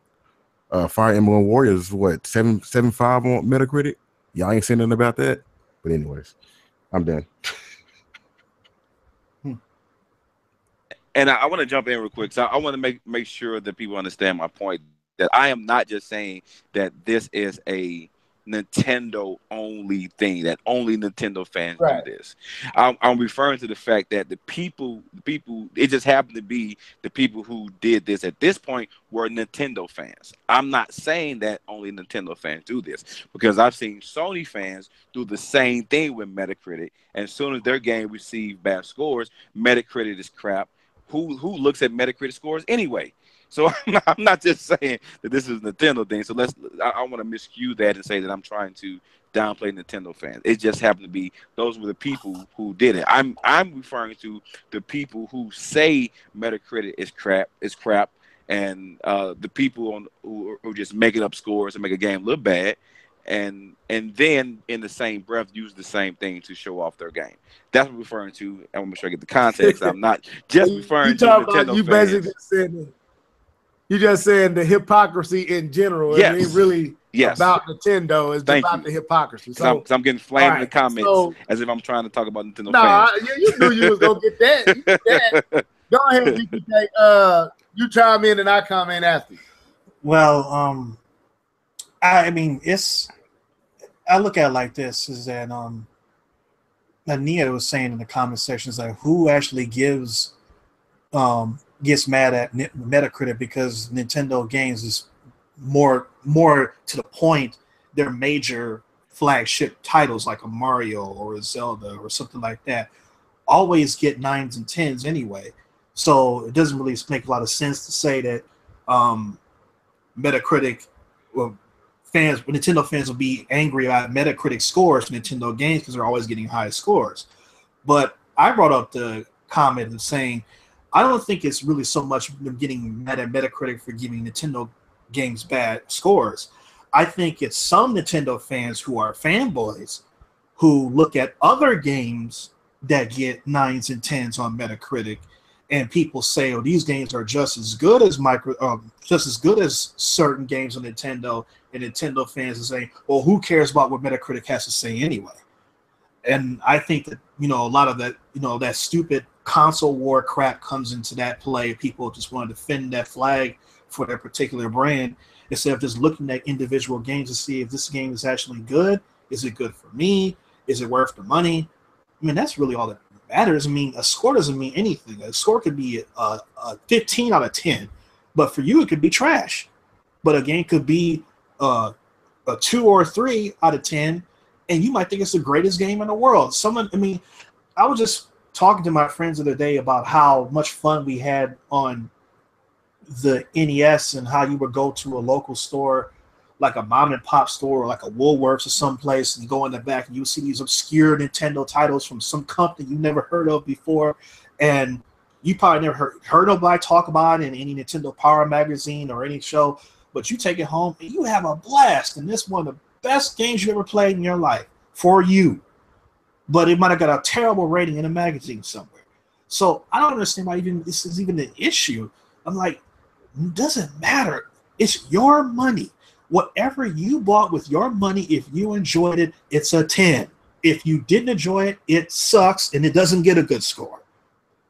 Nobody else's score for a game matters to me or you. The only opinion that matters is yours when your dollars or your card hits that table. Oh, okay. I agree with that. I don't think in the grand scheme of things, because I think scores matter to certain gamers, not all gamers, because some of us don't even look at. I knew I was buying Mario Odyssey before I ever saw a score. I wasn't concerned about a score. I knew that Mario Odyssey was going to get high scores because Mario games always get high scores, right? Zelda always get high scores. Most of what Nintendo makes always get high scores. So from that angle, Metacritic doesn't matter to me. I know what I'm buying before I ever see a score on it. I'm buying it based on what it made me feel when I saw the trailer or I saw someone playing it. I'm going to buy the game. So and I think most gamers are like that. So the only thing with the score is for the warheads to have their bragging rights. It was a bragging right for the company. Now it's bragging rights amongst the warring few within each community, right? So I'm gonna approach this from two angles.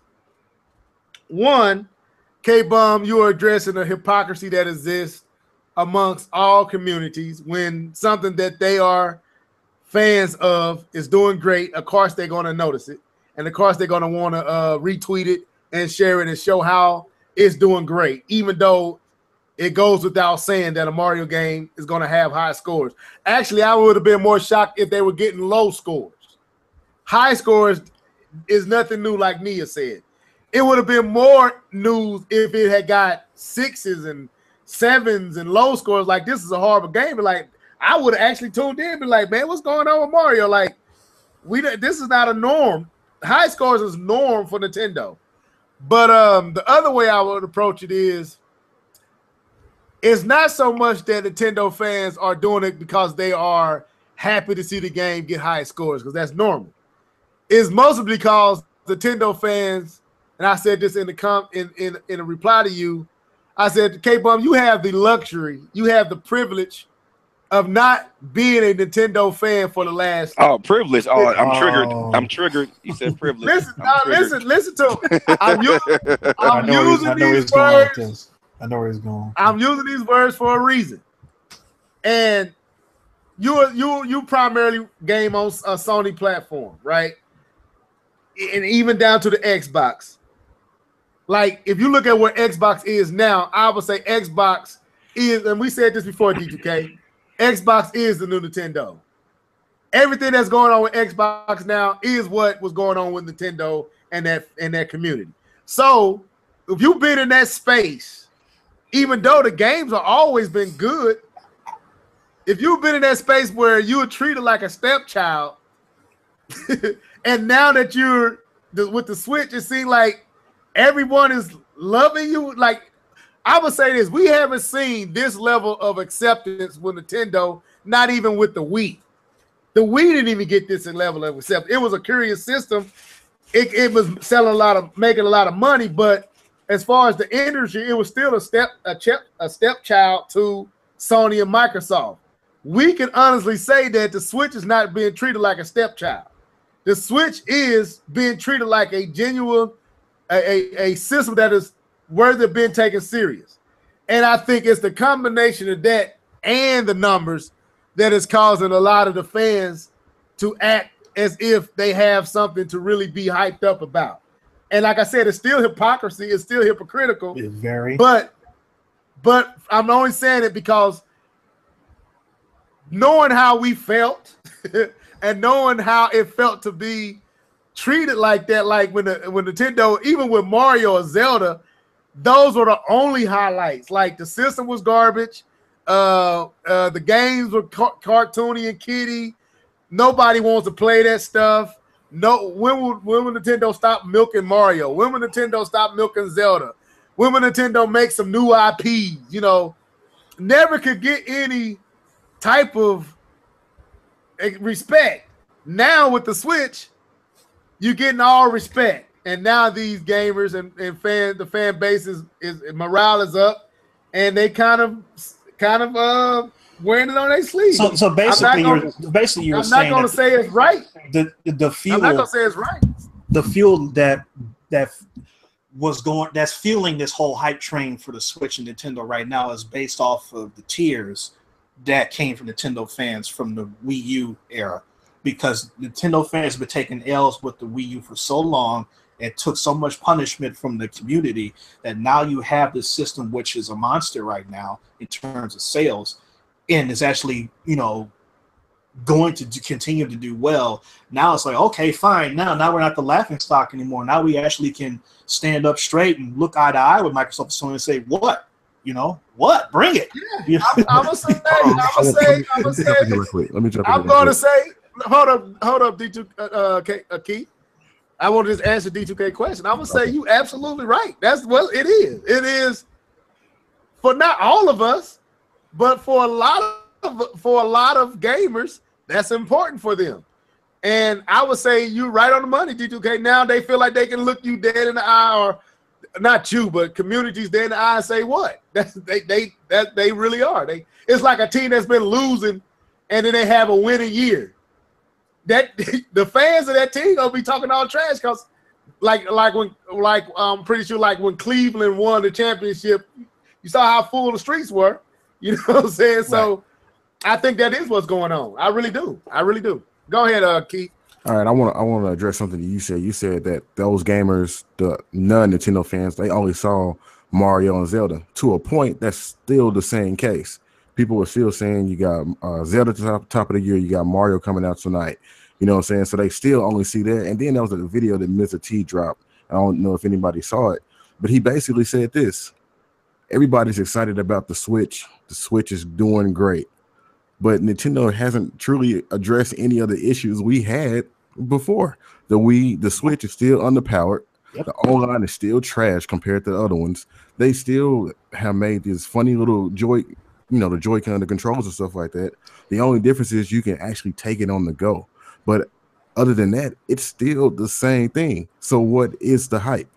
Well, the hype is that Nintendo basically stepped up their game in terms of marketing, and that's one thing I have to take my hat off to in this whole block. I cannot say enough about how Nintendo improved their marketing since what's his name took over. Kimishima took over. It's like a night and day difference from Iwata. No disrespect to him, but it's just their whole attitude and how they've projected themselves to the mass media is completely different. I see commercials for the Switch during prime time now. I see them during sporting events now. At the movie theater. At movie theaters now. That wasn't happening during the Wii U era at all. Right. And go ahead. And another part is that I don't think that Microsoft is what Nintendo was in the Wii U era simply because the Wii U had games. The Wii U actually had games that were actually good to play. Microsoft has nothing. Microsoft doesn't have anything. Right, but I'm talking about they have nothing coming either.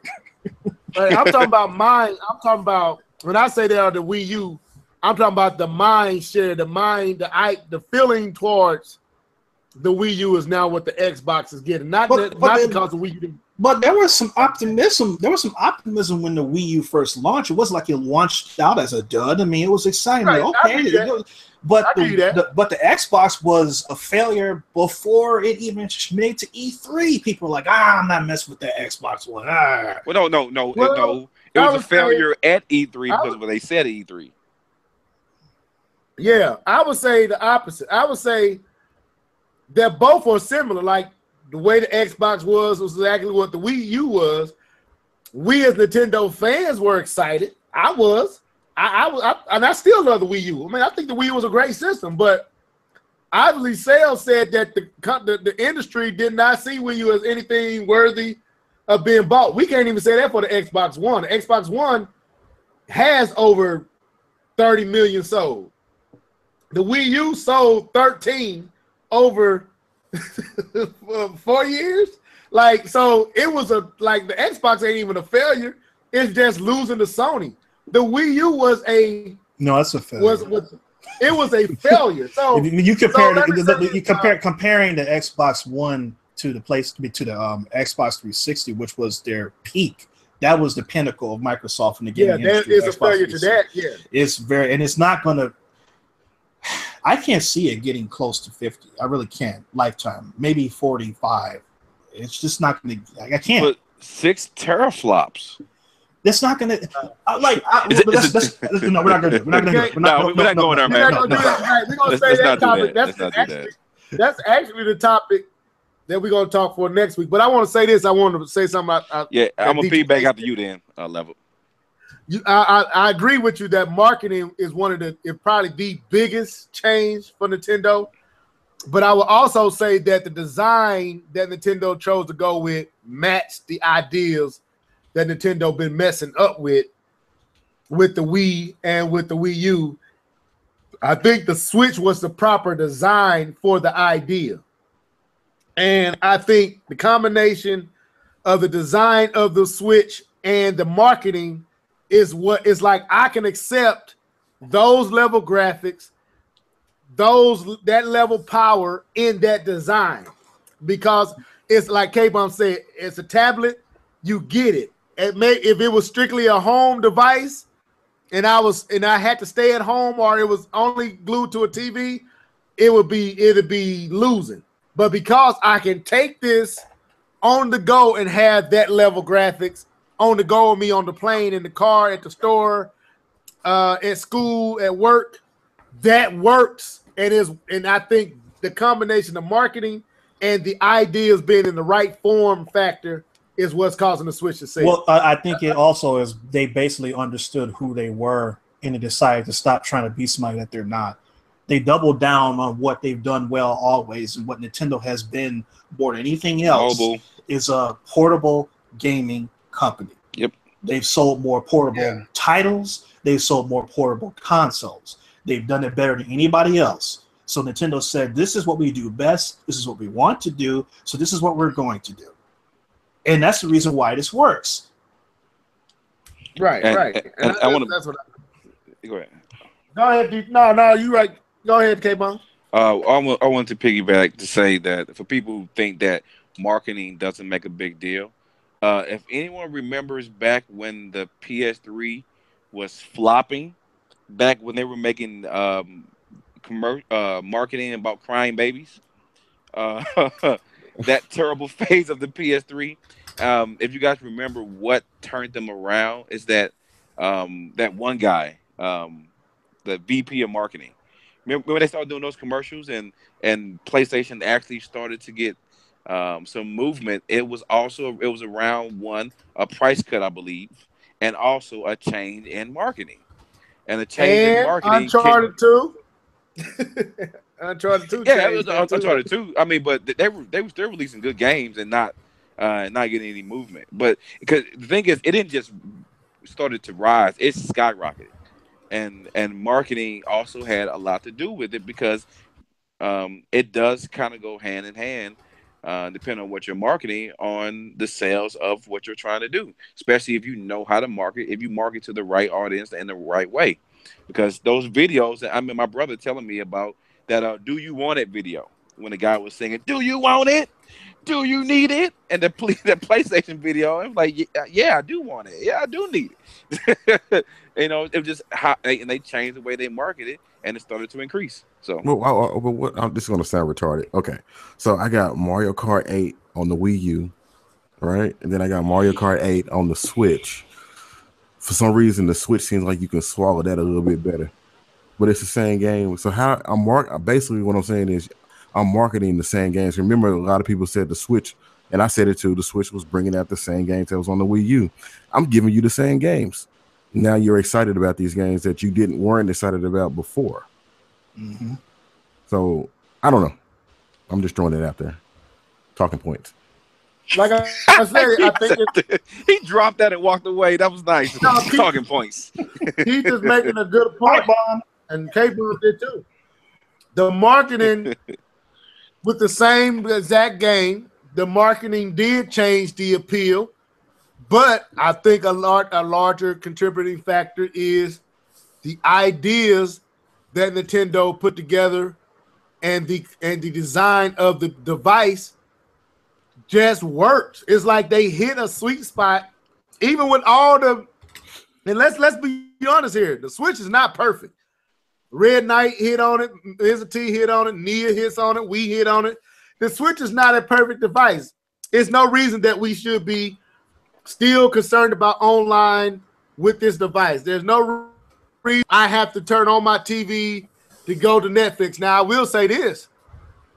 I will say this because it's a tablet, like K-Bomb said. Because it's a tablet, I should be able to access Netflix. If it was just glued to the TV and that's the only way you can use it, then I wouldn't be so tripping off of these items not being there. But if I'm going to be on the go, make it all-encompassing on the go, meaning everything you want to do on the go. I watch YouTube on the go. I download podcasts on the go. I surf the internet on the go. My Switch should be able to do all those things and play my video games. So it ain't a perfect system. But I'm going to be honest, to me, I was shocked by the design of the tablet itself. The sleekness, that doesn't look like something Nintendo would typically design. To me, you can tell that there's new thinking heads at Nintendo. You can tell that somebody else has got their hand on the driving wheel, the steering wheel. You can tell because that design of that tablet alone, you can tell that the person, whoever, I don't want to be disrespectful. I really don't. And I don't know if what I'm finna say going to be disrespectful, but it's probably going to be taken that way. I would say Miyamoto designed the gamepad. That's a disrespectful. That's just people. He did design the gamepad, right? And I would say somebody else designed the Switch. Now, I'm not trying to throw no shade at Miyamoto. Well, he said that he had nothing to do with the design of the Switch. I know, but I know people would take that as you throwing shade at the legend. No, I'm trying to show you that sometimes design, approach, marketing all encompasses each other. I believe Nintendo has something that Nintendo of America has something that it can promote and market to its market. I think the Switch was hard.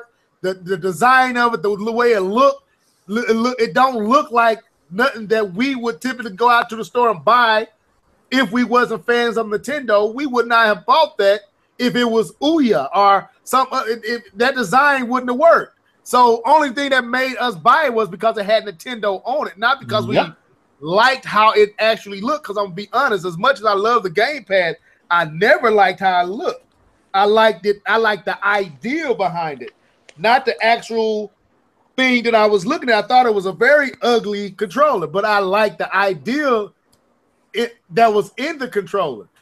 And I think the Switch is designed to appeal to a modern, millennial, cool market, and it's working. When you see it, and I'm pretty sure K-Bub, you can attest to this. Keith, you can attest to this, and I'm pretty sure D2K not having a Switch, but could attest to this too. And looking at it, everywhere I take the Switch, I get questions asked about it. Everywhere, they ask me what type of phone is that? What type of where you get that tab from? I guarantee if I took the gamepad out, people like, man, what that dude got in his hand? They ain't gonna ask me no questions about it. Like this dude, you know what I'm saying? So I think the design coupled with the marketing, Nintendo of America, Nintendo of Europe, everywhere outside of Japan can market it to their base, to their people, because it competes in design and in appeal with other devices in that same family. You can put that up beside a Samsung Galaxy tablet and not feel like it's out of place. You can't do that with the gamepad. It looks out of place. It looks like something that should be over there by the Digi lands with or those shells for Kindle Fires for kids. That's where it looks like it should be. I'm just being real. It does. It does. I can imagine. I can imagine you taking your gamepad, your Wii U gamepad into the barbershop, and they were like, "Oh man, level head playing Leapfrog." Yeah. So right. So it's what D2K saying is what all you guys are saying. The marketing is I think the biggest, and but the marketing is only able to be what it is because Nintendo designed it right. They got away from trying to appeal to kids. They tried to appeal to that cooler young adult, and that design fits into that young adult. I don't feel shame with my Switch sitting beside my TV. But the gamepad, I'm not gonna front with you. When people would come in, they wouldn't be interested in. None of my friends wanted to play with it. Nobody. Give me that PlayStation controller. I'll give me that Xbox. They get a good job of making it look like something that people are already accustomed to using, which is a tablet. Right. Even though it doesn't do everything the tablet is supposed to do, it looks like it's supposed to, and that's the curiosity factor. Say, oh, is this a new tablet? Because what I initially thought the Switch was going to be, I thought it was going to be a tablet that did everything a tablet does, plus play Nintendo games. Now, obviously, the Switch doesn't do that, but when somebody goes to the store and they look at it, they think this. And they buy it expecting this to happen, and they say, well, it doesn't do everything a tablet does, well, I'll keep it anyway. But eventually, they're going to have to make good on it. They're going to have to give you the stuff that the number tablet does. You're going to have more to offer than just what they have right now if they want the Switch momentum to continue. Because they're not going to have this situation. This is a unique situation. People want to talk about the success the Switch is having this year, which is phenomenal. But there's a reason for that. This is the only time in history that any company has had this many back-to-back major AAA flagship first-party titles released in such a condensed amount of time. This is not going to happen ever again. Okay, so next year is going to be very interesting to see what the Switch is doing when things are more spaced out to a normal game release schedule. And to add to that, what you're saying, it's another topic we're gonna have to probably table for next week. Nintendo did come out this week and say, and only reason I didn't talk about this because I didn't want to make it dominated by Nintendo conversation. That don't expect the same old IPs. They said expect a lot of how did they put it? New. I don't think they use the word new, but unexpected IPs, like hitting at Kid Icarus, hitting at a Punch Out, hitting at some of those lesser known IPs or lesser used IPs out of their portfolio, out of their vault. They finna bring some of that back. So I'm curious of what 2018 gonna be like. Cause of course you got Metro Prime 4. You probably got that Pikmin 4. But I'm pretty sure, man, they got some other. If it mirrors this year, they got some other major titles. Because like K-Bomb said, the only 2 big titles we got this year, and I'm shocked that we got them, was Zelda don't count, but it's the biggest title, Zelda and Mario. But Zelda was big. It should have been on the Wii U. So Mario Odyssey is the only real Switch game that we really got.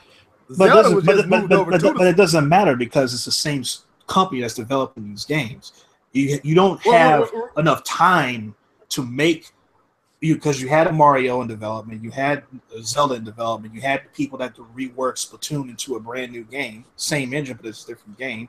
You had to redo Mario Kart. You had to do ARMS. You had to do they had a lot of stuff that came out this year. Yeah, they had a lot of stuff.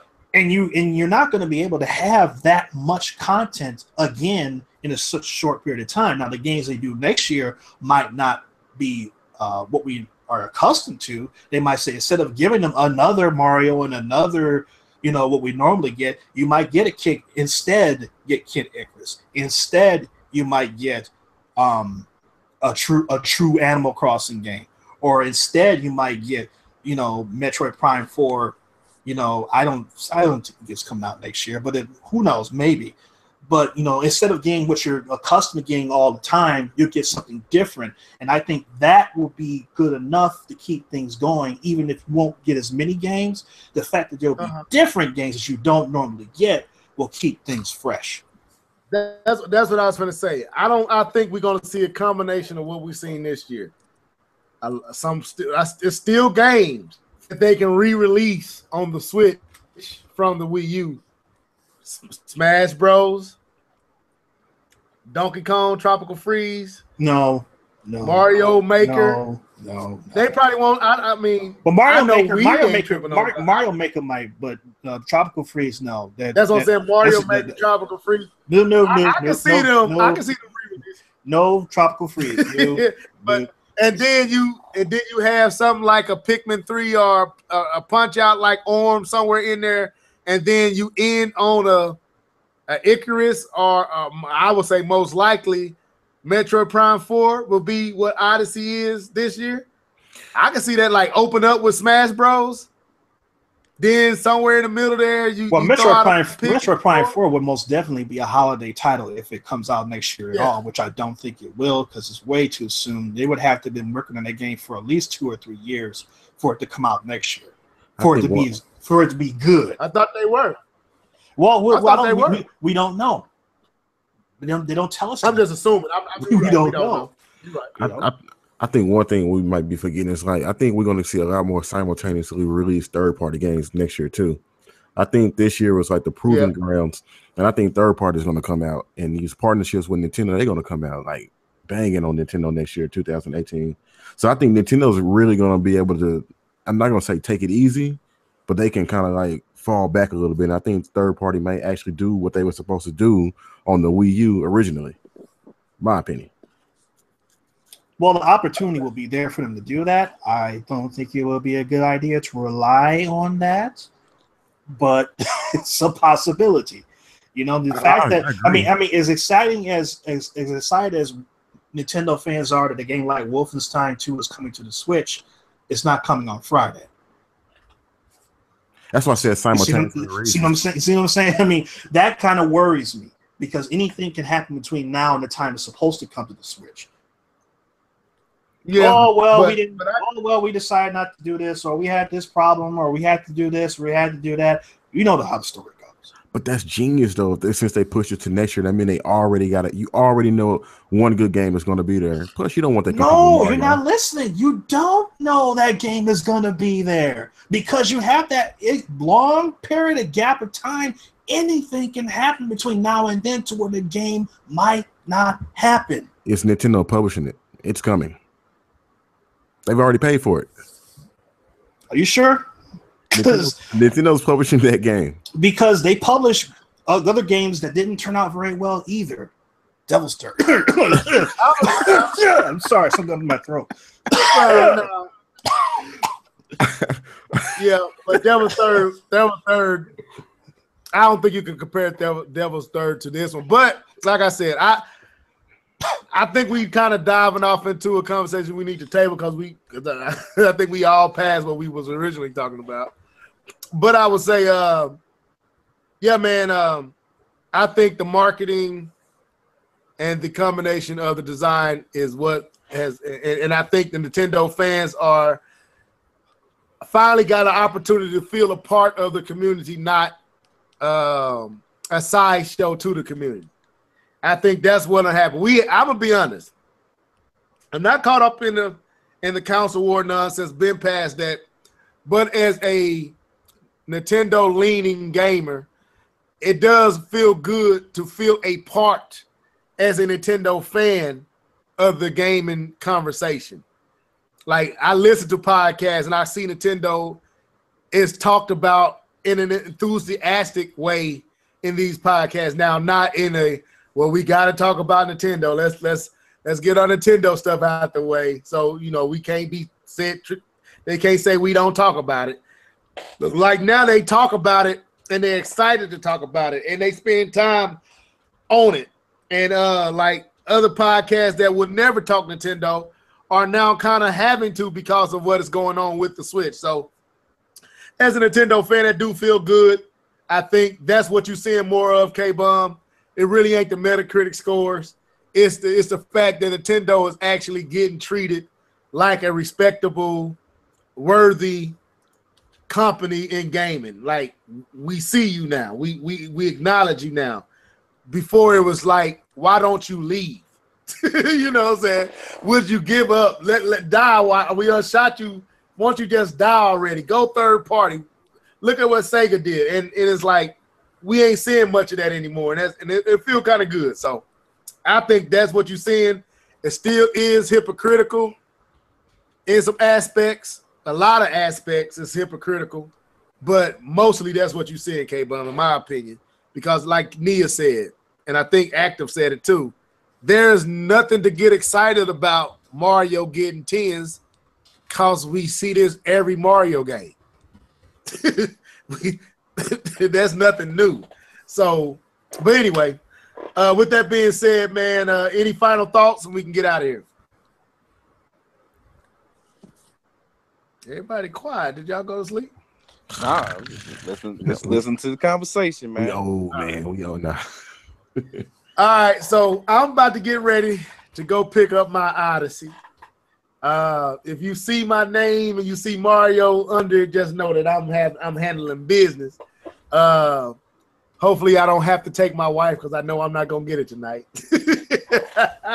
If I can't get on, be upset, but I know she ain't going nowhere tonight. It'll be tomorrow. But I let these guys sign out outside of Mr. Knight Rider because he don't like to do it. But K-Bub 20. Yeah, man. So it was a dope podcast, man. Hopefully next time, not this Sunday, but hopefully because I won't have it by then. But hopefully by next Thursday's podcast, I would have already caught up with Level and probably Keith and play some Splatoon. I can give you guys some early impressions of what I think about the game. And so hopefully looking forward to that for next week. And the comment section was lit today, man. You guys were all in there, especially the video game Herb trolling me as usual. Thank you very much. I appreciate it. But other than that, man, yeah, the comment section was lit, man. You guys had some good side conversations going on inside of there, and you guys were very active. Enjoy seeing that for sure. Send a shout out to Taz and the crew, man. Let them know we appreciate them jumping in too. For sure. All right, Keith Norris.